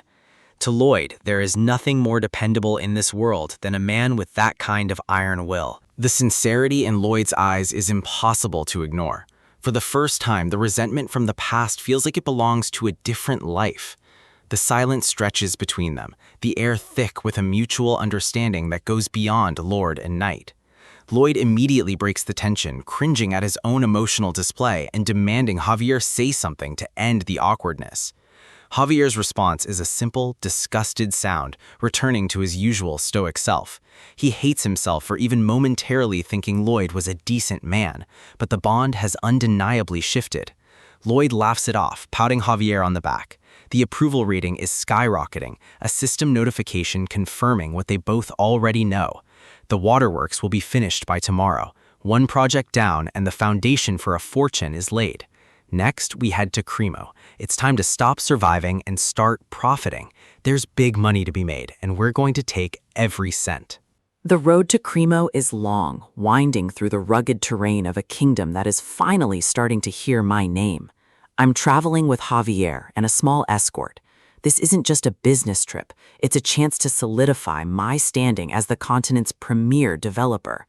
Of course, long-distance horse riding isn't exactly my forte. I'm basically a sack of potatoes clinging to Javier's back while I catch some sleep. A sudden, sharp whack to the head snaps me awake. My skull feels like it just met a brick wall. I accuse Javier immediately, but he plays it cool. He denies everything with that typical stony-faced knightly discipline. He probably thinks a noble who can't even ride a horse is a nuisance. I can practically read his mind, even if he won't admit he hit me. Fine. If he's going to be petty, I'll just have to step up. I call for the entire caravan to halt. I slide off the horse, my legs still a bit shaky from the hours of travel. It's time to stop being a passenger. I demand that Javier teaches me how to ride properly. No more leaning on him like a tired toddler. He tries to pull the "I'm a knight, not an instructor" card, but the system is telling a different story. He actually admires my drive to learn. I don't care about his excuses. I give him a direct order. If I'm going to run this estate, I need to look the part. The system translator is working overtime, turning our mutual annoyance into a bizarrely polite exchange of best efforts and gratitude. It's enough to make me want to scream. The way this system frames my frustration as angelic kindness is a special kind of torture. Javier looks at me like I've genuinely lost my mind. The gap between what I'm saying and what the system says I'm thinking is massive. Suddenly, a new notification pings. It seems rumors are traveling even faster than we are. Word of the Waterworks project is spreading across the continent. My reputation as a master engineer is reaching a fever pitch. 600 bonus RP. This is a total jackpot. My name is being etched into the history of construction before I even finish my next job. Reputation is more than just fame. It's leverage. Leverage means bigger projects, more money, and a much earlier retirement. I go from furious to ecstatic in seconds. Javier is convinced I've finally snapped, but he doesn't see the numbers ticking up in my vision. The journey continues as winter sets in. The landscape turns white, chilling the air as we push toward the coast. By midwinter, we finally see it, Cremo, a sprawling, snow-covered city of commerce sitting right on the water. We're greeted by the man in charge, Count Cremo himself. He looks every bit the powerful, battle-hardened lord of a trade hub. I step forward to introduce myself as a member of the Frontera family, but the Count's eyes immediately bypass me. He looks at Javier, expecting the talented builder he heard about to have a rough, rugged appearance. Instead, he sees Javier's noble features and assumes he's the one in charge. I'm standing right there, and he's treating me like a servant. The Count even starts pitching his daughter to Javier. I try to interject, but the misunderstanding is already spiraling. He snaps at me, telling a mere servant not to interrupt a conversation between nobles. My blood is starting to boil. The system, of course, finds this hilarious. It's mocking me while the Count continues to insult my servant face. We move inside to his manor, a grand structure that reflects the city's former wealth. Once the confusion is cleared up, the Count laughs it off, but the damage to my ego is already done. I keep my composure. I'm here for a contract, not an apology. I need to know why he summoned us. I sigh, trying to ignore the system's continued taunts. If I could beat the person behind these messages, I would. The Count doubles down on the insult, saying it's partially my fault for being born with a face that looks like it belongs in the stables. I recognize this man from the novel. In The Night of Blood and Iron, Count Cremo was a key ally for Javier. In the original story, Javier becomes a fugitive and is eventually captured by the Count in this very city. The Count saw Javier's true character and supported him. It seems their bond is faded, regardless of my presence. The Count explains his plan. He wants to buy jewels to decorate a massive statue he's planning to place in the sea. Trade in Cremo is dying. The city is facing a crisis that even his wealth can't easily solve. A few years ago, a Gigatitan appeared off the coast. It's a massive sea monster that terrifies every merchant ship trying to dock. It hasn't attacked the city directly, but its mere presence is a death sentence for a city built on maritime trade. I remember this from the book. The Navy couldn't touch it in the water. It was an impossible obstacle. In the novel, the city continued to decline, and the Count eventually faced total ruin. The story just ended with Javier moving on, leaving the Count's struggle unresolved. It was a classic narrative dead end. But I'm here now. I know the parts of this world the author didn't bother to finish. I can fill in the blanks. The Count did his research. He found a potential weakness for the beast, mermaids. They are the strongest warriors of the sea and the only thing that Gigatitan truly fears. The monster is terrified of anything that even looks like a mermaid warrior. That's why he wanted the statue, a giant mermaid in the harbor to act as a permanent scarecrow for the Gigatitan. But he's given up. He realized the fatal flaw in his plan. To build a statue out there, they'd have to raise the seabed. Doing that would make the water too shallow for the very ships he's trying to save. It's a catch-22. Scare the monster and lose the harbor, or keep the harbor and let the monster scare the ships. He offers to buy the jewels anyway, just to keep his word to my family, even if he has no use for them now. I can't let him do that. I'm an engineer, and an engineering problem is just an opportunity in disguise. I tell him I'll sell the jewels for a high price, but I have a counteroffer. I'll build his statue, and I'll do it without raising the seabed or interfering with the shipping channels. Friction piles and box caissons. By combining these two modern techniques, I can anchor a massive structure directly to the sea floor. We take a boat out to the harbor. I need to see the terrain for myself. Javier looks skeptical, but I'm already in work mode. I dive into the freezing water. I need a direct scan of the seabed to see if my plan is even feasible. I activate my system skills. The grid maps out the sedimentary layer. It's soft, flat, and perfect for driving piles. The bedrock is deep, but that doesn't matter for a friction pile design. The physics are on my side. I surface, gasping for air as the cold hits my face. It's brutal, but the data is solid. Javier is smirking at my shivering state. He's enjoying my suffering a little too much. He actually admits it. Seeing me struggle is the highlight of his day. The guy is a menace. I just stare at him. The cold is getting to me, but the prospect of this contract keeps me going. Javier still can't wrap his head around how I intend to build a vertical structure from the bottom of the sea. He asks if I'm going to use magic. I tell him it's a different kind of magic, the magic of cement. But there's a catch. I have to figure out how to manufacture it in this world, Roman-style cement. If I can replicate the ancient formulas, I can build anything, anywhere.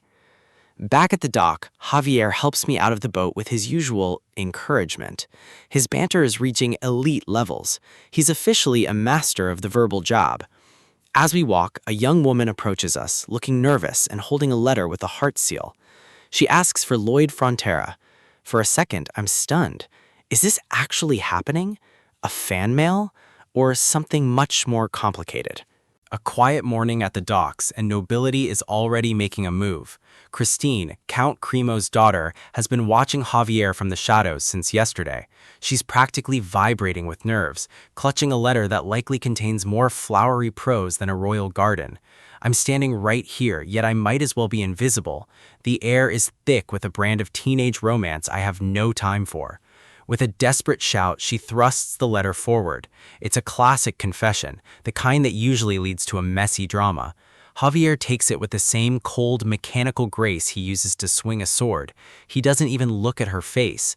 I knew this was coming. Javier is a magnet for this kind of attention, but his social awareness is practically zero. He stares at the envelope like it's a suspicious document he needs to file away for later. Without a single word of thanks or a blush, he just slides it into his coat. Tactical efficiency applied to a love confession. That was enough for her. She bolts down the pier, her mission accomplished, leaving us in a vacuum of awkward silence. He looks at me like nothing happened. This guy is either the most focused knight in history or a complete sociopath. I can't take it. Seeing him treat a girl's sincerity like a grocery list is beyond frustrating. It's the blatant indifference that gets me. I'm over here grinding for every scrap of progress, and he's just effortlessly breaking hearts. I call him out on it. You can't just take a love letter and tuck it away like it's trash. It's an insult to the effort she put in. Javier actually looks surprised. For a genius swordsman, he's remarkably dense when it comes to human interaction. The realization hits him like a physical blow. He honestly didn't think it was a big deal. I have to ask, has this guy really never received a love letter before? Is his life that devoid of basic human warmth? His reaction says everything. The stoic mask slips, replaced by a deep, burning embarrassment. He's completely flustered now, standing on the pier while the weight of his own popularity finally sinks in. The system chimes in, noting Javier's genuine distress. Even the world knows this guy needs help. I'm not jealous. Definitely not jealous. I'm just focused on the bigger picture. Or so I tell myself while I scream internally. I don't need romance. I need money. I need this estate to flourish so I can live the life of luxury I was promised. The Count enters the room and I snap out of my spiral instantly. It's time to talk business and materials. I pivot back to my professional persona. The eyes of a killer? No, Those are the eyes of a developer who sees his budget slipping away.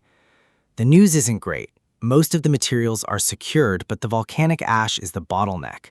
Without it, the Roman cement is impossible. Roman cement is the gold standard for durability. If I want this harbor to last 2,000 years, I need that specific ingredient. Look at the structures of the old world. They didn't fall apart because they had the right chemistry. I need that same advantage. But getting ash means trekking to a volcano. It's a logistical nightmare that would set us back months. The count is right. Half a year is too long. We need a solution now, or the entire project stalls. Fine. If Plan A is out, we move to Plan B. Portland cement. It's the foundation of modern construction, and I know the basics. I start scribbling. I have the general idea of the process, but the exact ratios in this world's environment are a total mystery. If my brain can't solve it immediately, I'll use brute force, trial and error until the mixture holds. The estate is counting on this. Every failed sample is a dent in our timeline, and the pressure is mounting. Another one crumbles. It's too brittle. The lime content is off, or the heat isn't consistent enough during the burn. Sample 129. Failed. I'm surrounded by dust and disappointment, and my patience is wearing thin. Maybe it's the drying process. I keep adjusting the variables, but the perfect bond remains just out of reach. I'm deep in the math, calculating ratios for the next batch, but I'm not alone in the room. My summons are huddling nearby, watching me with those wide, expectant eyes. They want to play, but I'm at my limit. Pyodong starts tugging at me, begging for attention while I'm trying to save this entire operation. They don't understand the stakes. To them, I'm just their master who's been ignoring them for days. I can't do this right now. The stress of the failed experiments is bubbling over, and they're just in the way. I snap. I tell them I'm busy and to leave me alone. It's a harsh reaction to creatures who only know how to love. Then I see it. A memory flashes in my mind, triggered by the sight of a small white dog from my past life. I freeze. The exhaustion suddenly feels heavy for a different reason. I've seen this look before. Kangi. He was the only family Suho had left, a loyal companion who waited for me every single day. But I was always too busy, too tired, too focused on the next paycheck to give him the time he deserved. I remember the funeral, the flowers, the silence, and the crushing weight of everything I never said or did for him. I cried until I couldn't breathe, realizing that being busy was just a poor excuse for neglecting the only thing that mattered. I should have played with him more. I should have brushed his fur one last time. The regret is a physical ache in my chest. I look down at the summons. I'm doing it again. I'm treating them like tools instead of living beings who depend on me. The night air is cold as I walk by the water, the moon reflecting off the surface of the harbor. They're still following me, squealing happily despite the way I treated them just minutes ago. I'm an awful person. I've been ordering them around like machines just because things were going well for me. They look up at me, confused by my sudden change in mood. Their loyalty is unconditional, and it hurts to realize I haven't earned it.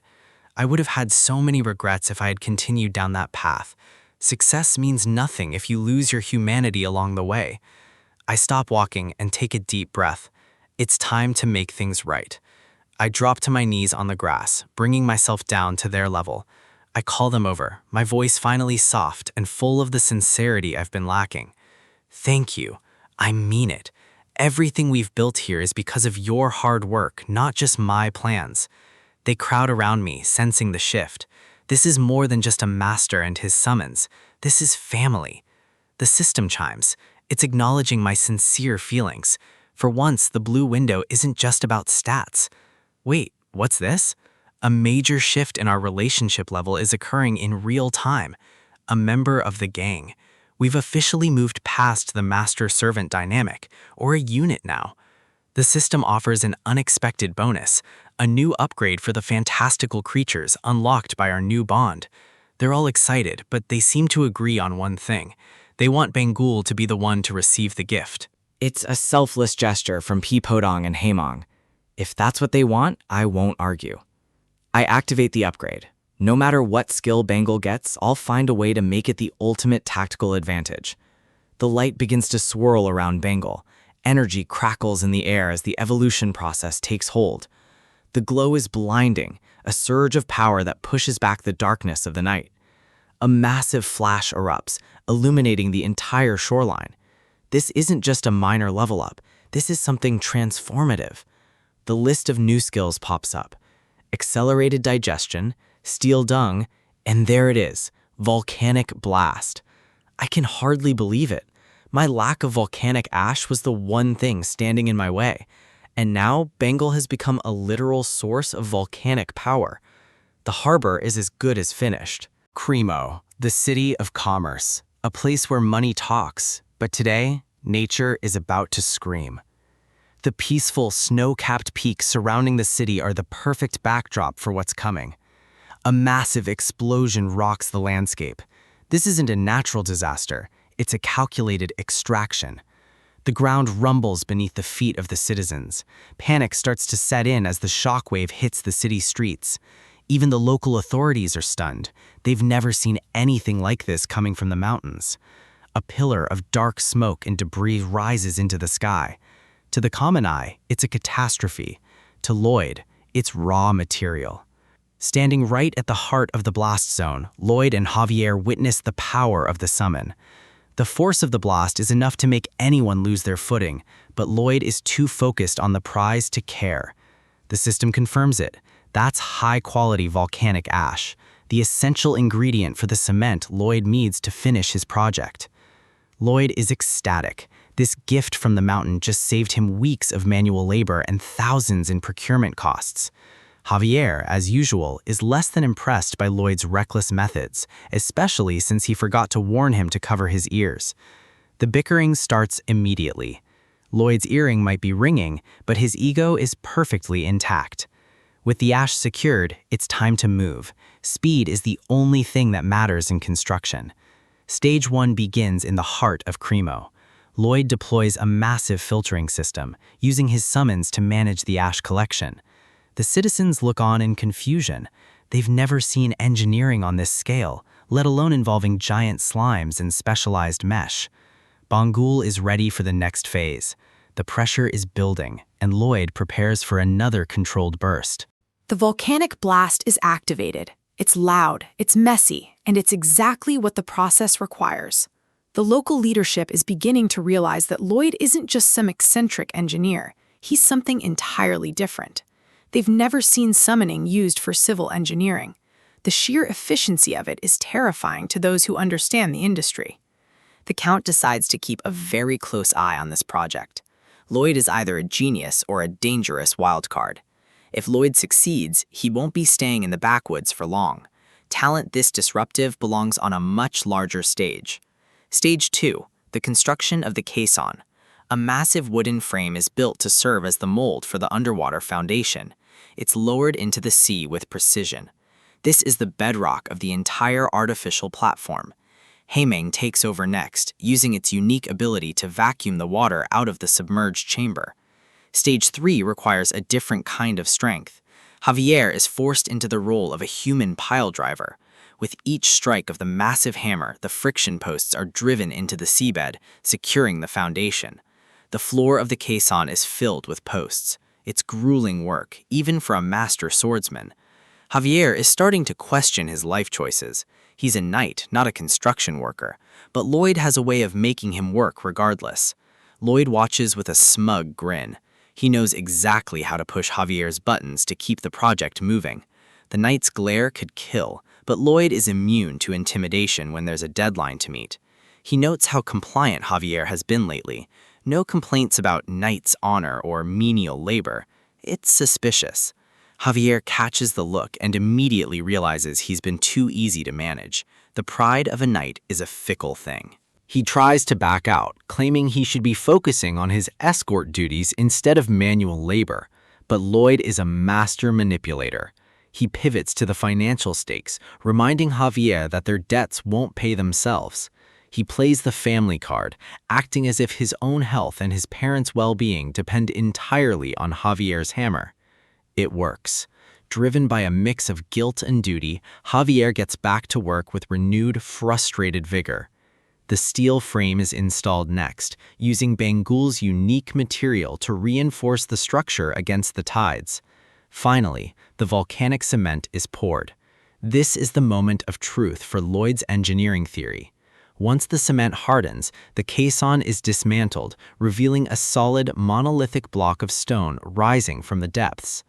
The artificial sea platform is complete, a feat of engineering that defies the current technology of this world.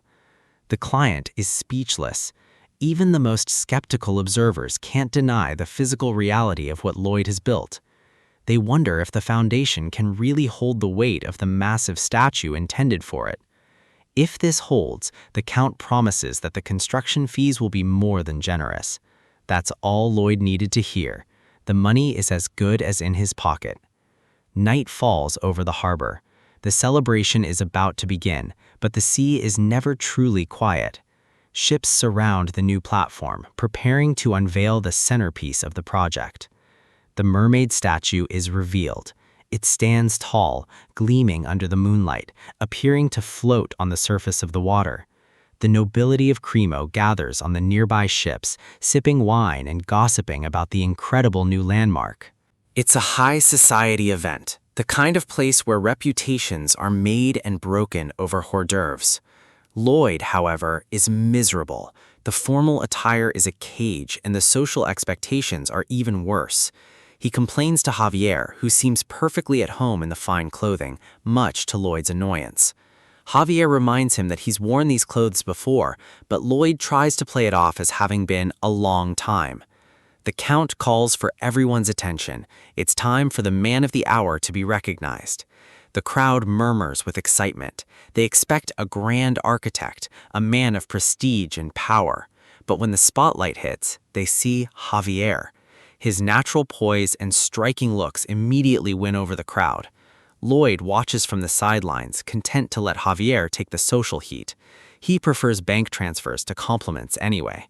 Still, seeing Javier get all the praise for work Lloyd did is starting to grate on his nerves.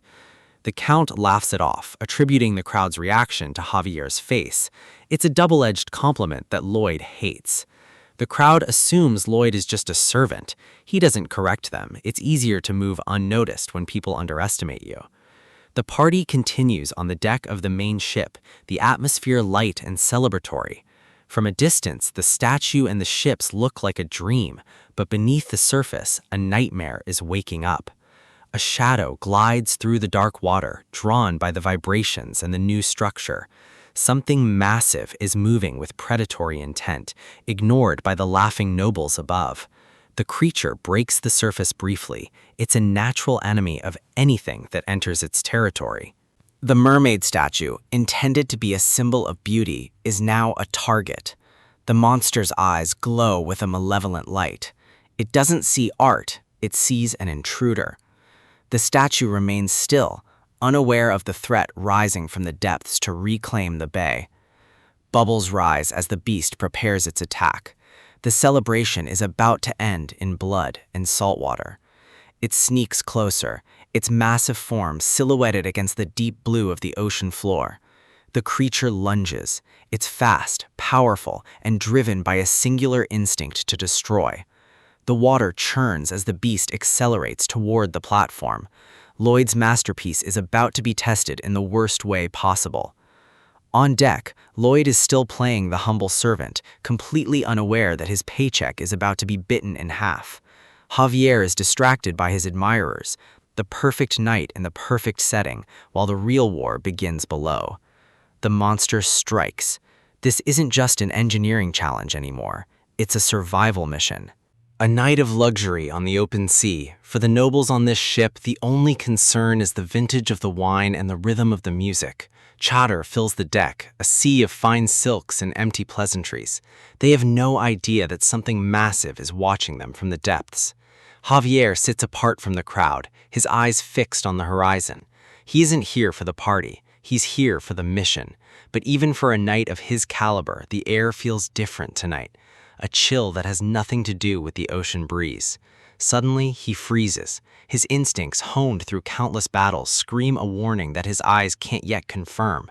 The silence in his mind is broken by a low, rhythmic vibration. Something is coming, and it's moving with terrifying purpose. He turns, his gaze cutting through the moonlight. The predator has entered the territory. The vast expanse of the ocean suddenly feels like a trap. Javier realizes they aren't just sailing, they're being hunted. Lloyd approaches, noticing the sudden shift in his knight's posture. He knows that look. It means the piece is about to end. Javier doesn't miss a beat. He ignores the casual banter, his focus locked on the threat rapidly approaching the hall. His voice is low, a tactical assessment delivered with chilling calm. Something is coming, and it's coming fast. Lloyd's expression hardens. He spent his life building. He knows exactly how fragile a structure like this ship really is. Deep beneath the surface, a shadow looms, the Gigatitan, a monster of legend, and it's headed straight for them. Javier explains the situation with cold precision. The speed is extraordinary, far beyond anything a standard vessel can outrun. When Lloyd asks for a scale, Javier's answer is enough to make any man's blood run cold, twice the size of the ship. This isn't just an encounter, it's a death sentence for everyone on board if they don't act now. The Gigatitan breaks the water with a violent surge. It's a titan of the deep, armored and hungry, closing the distance in seconds. Lloyd rushes to the Count, the host of this doomed gala.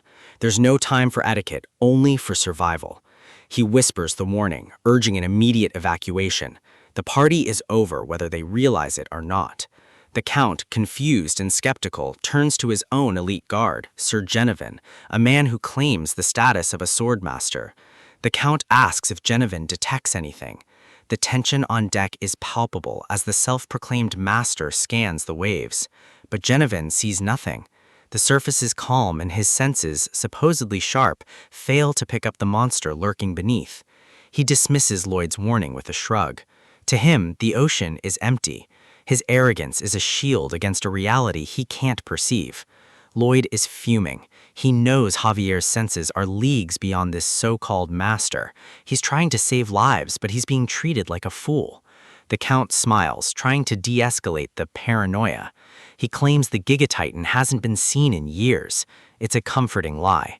Lloyd looks at him, realizing that logic won't work on people blinded by their own comfort. He needs a different strategy. He points to the massive statue on the deck, a heavy gold-plated centerpiece. If the ship goes down, this weight will drag them to the bottom. The Count stares at the statue, then back at Lloyd. The weight of the situation is finally starting to sink in, even if the monster hasn't hit yet. Javier and Lloyd share a look. They don't need the Count's permission to survive. They just need to clear the path. The Count is still hesitating, his mind caught between the value of his decor and the safety of his guests. Finally, the alarm is raised. Orders fly across the deck to raise the anchors and move the boats away from the heavy statue. Under the surface, the monster is making its final approach. The water churns as the Gigatitan readies its strike. The crew scrambles, hauling on the chains. It's a desperate race against a clock they can't even see.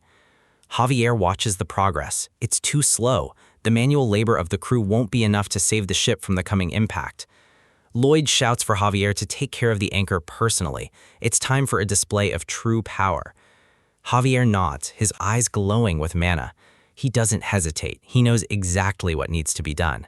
With a powerful leap, he clears the railing, diving straight into the dark, churning water. He plunges deep, the bubbles trailing behind him as he targets the heavy chains holding the ship in place.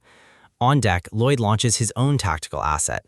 He flings a small round object into the air. Padong, the giant hamster, manifests in a burst of energy, ready to provide the brute force Lloyd needs. The massive creature slams onto the base of the statue, its weight and power stabilizing the deck as the ship tilts. Underwater, Javier moves with lethal grace. The anchor is a massive weight, but he isn't here to lift it. He draws his blade, the mana swirling around the steel even in the crushing depths of the ocean. With a mana blast chop, he releases a wave of energy that cuts through the water like a hot knife through butter. On the surface, Padong bites down on the support ropes. The coordination between Lloyd's team is flawless. The ship wobbles violently as the center of gravity shifts. People scream, falling as the deck becomes an incline. The chains snap. Javier's precision strike has severed the anchor, freeing the ship to drift away from the danger zone. The heavy iron links fall away into the abyss. The ship is free, but the threat is far from over. Javier looks back, his eyes widening. He can feel the Gigatitan's presence. It's right on top of them. The beast surges forward, a mountain of scales and teeth. It's no longer just approaching, it's attacking. It's sped up. The monster has recognized their attempt to flee and is doubling its efforts to destroy them. The ships scatter, a chaotic dance on the waves as every captain tries to save their own vessel. The Gigatitan erupts from the water, its roar drowning out the sound of the storm. It's even more terrifying up close. Nobles are thrown into the air like rag dolls as the monster's wake tosses the ships. The party has become a massacre. Pipadong clings to the statue even as the world around him turns upside down. Even the giant hamster is terrified. The statue is slammed into the water, a massive impact that sends a shockwave through the surrounding area. Javier is caught in the middle of the chaos, his mana the only thing keeping him from being crushed by the debris. He grabs a noble who was falling into the abyss, his strength a thin line between life and a watery grave. The Gigatitan slams into the shoreline, its massive body destroying everything in its path.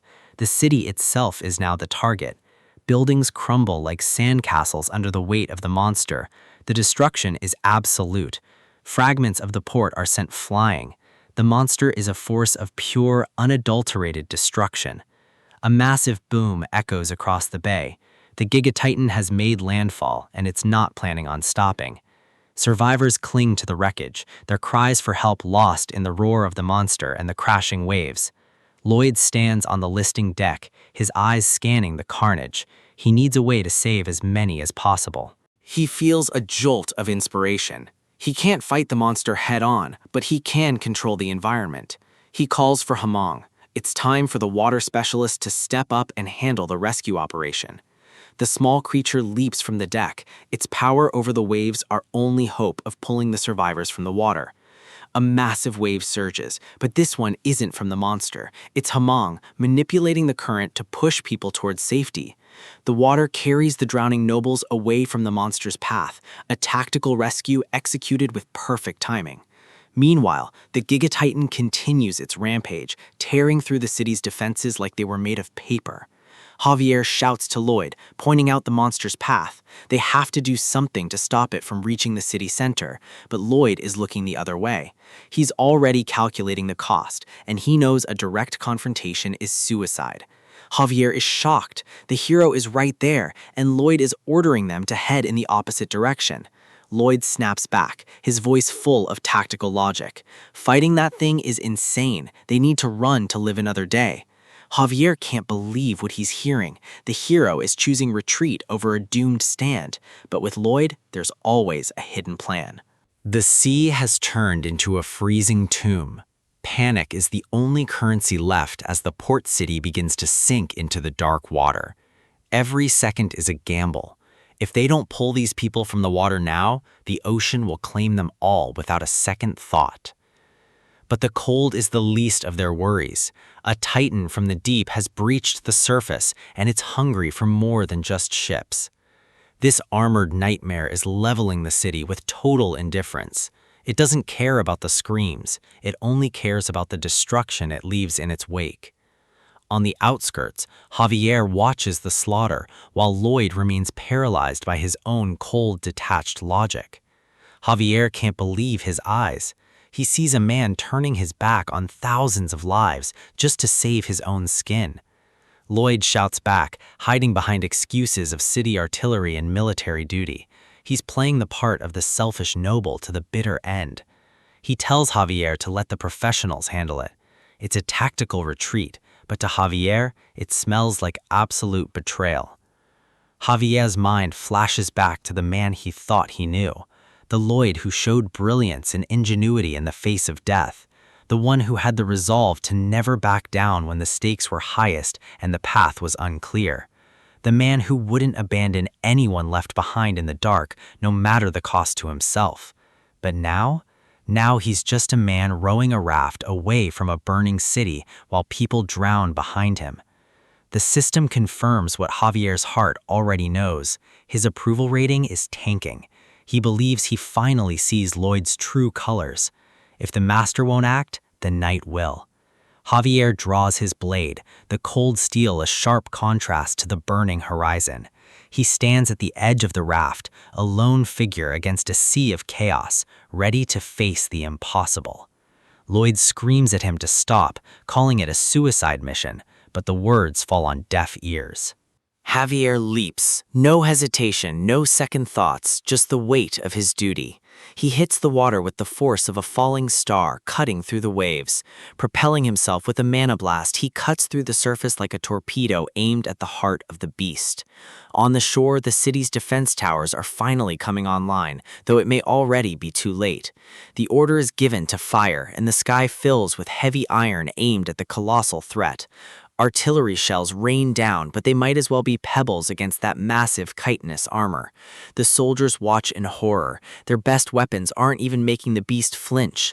The creature lets out a roar that shakes the very foundation of the city, mocking their efforts. It isn't just mindlessly attacking, it has a target, and it's closing in with predatory intent. It moves through the port district, turning stone buildings into dust with every effortless stride. The scale of the power gap is absolute. This isn't a fight, it's a systematic massacre.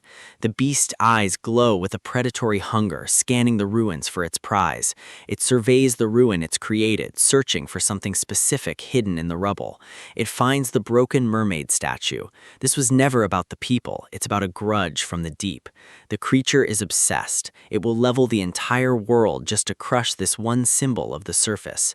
More civilians are caught in the path of its rage as it stomps through the residential sector.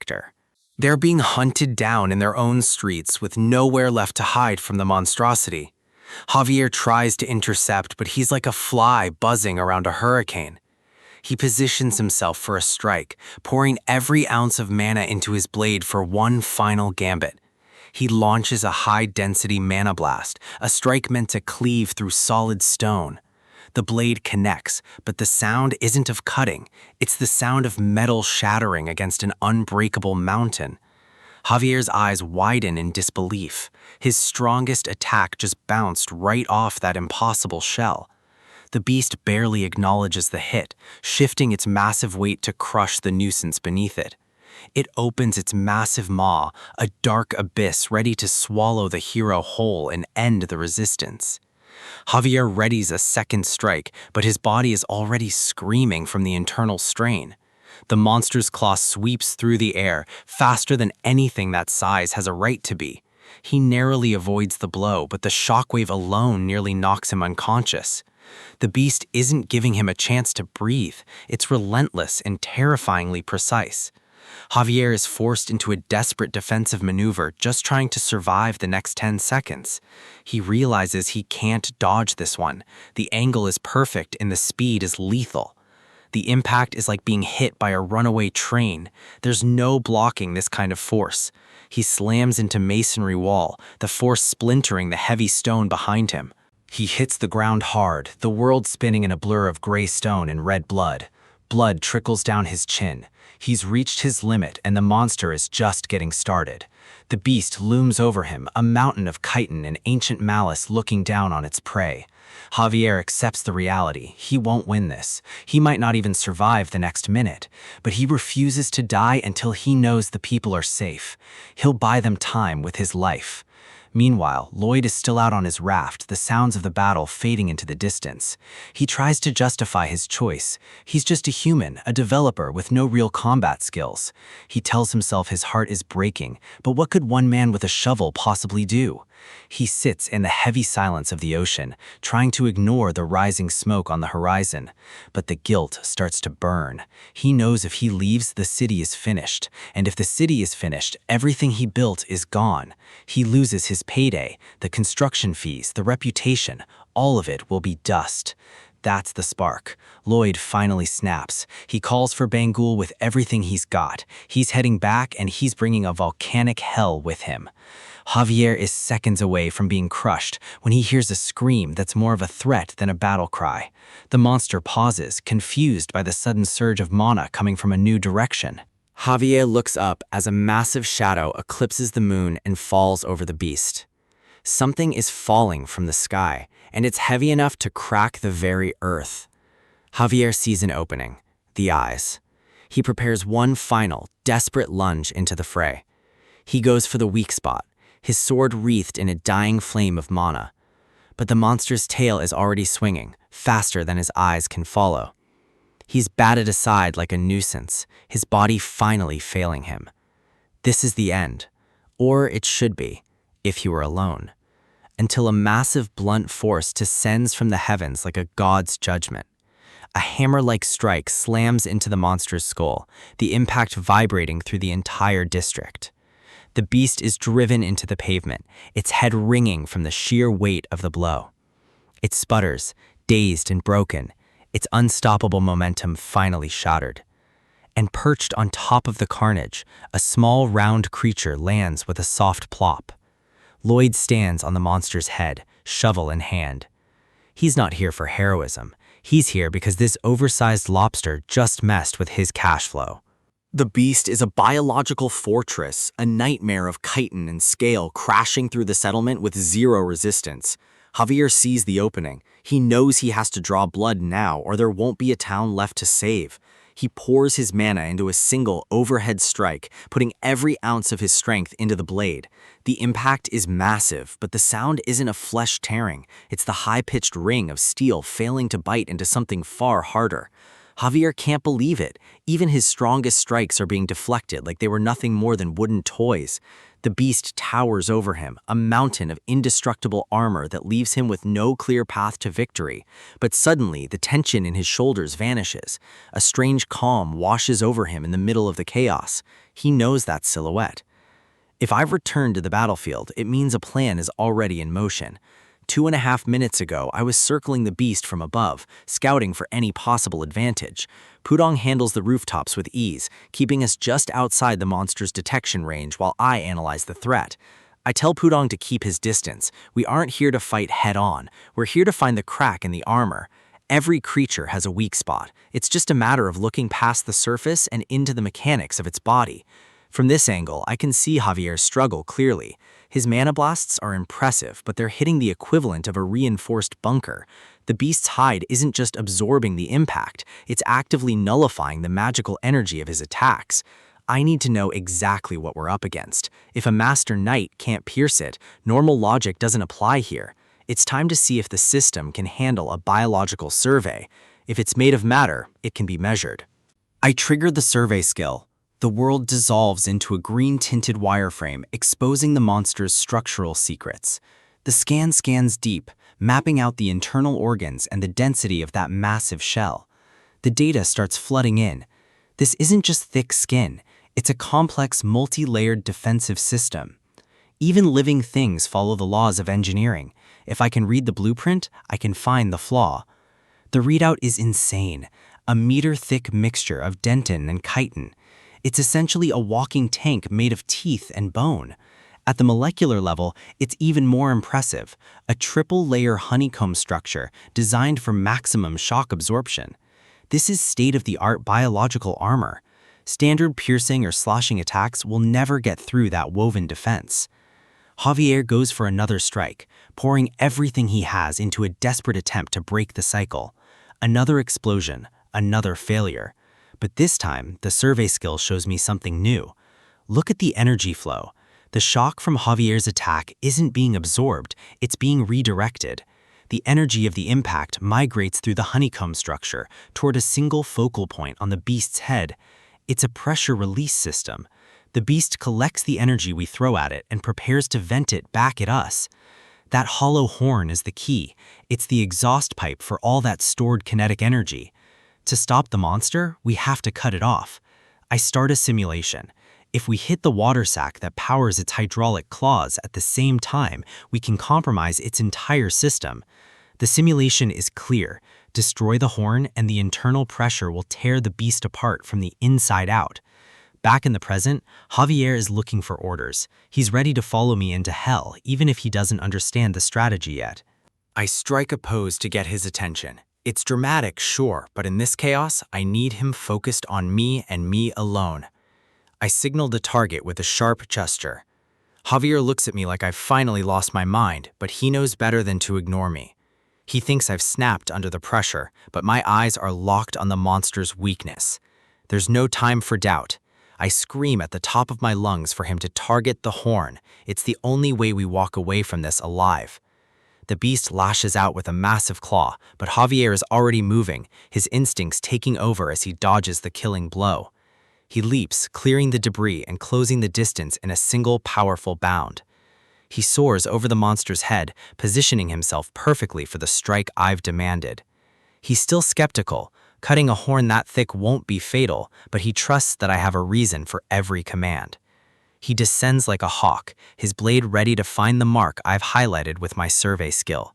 He lands on the beast's armored head, the sheer force of his arrival sending sparks flying off the chitin hide. Javier dashes along the monster's spine, heading straight for the primary energy vent. I shout another instruction. Brute force won't work on the horn either. He needs a different kind of application for his mana. Javier is confused. He spent his whole life perfecting power, but now I'm asking for something far more technical. I tell him to go fast, not just the movement, but the vibration of the mana itself, lightning quick, over and over.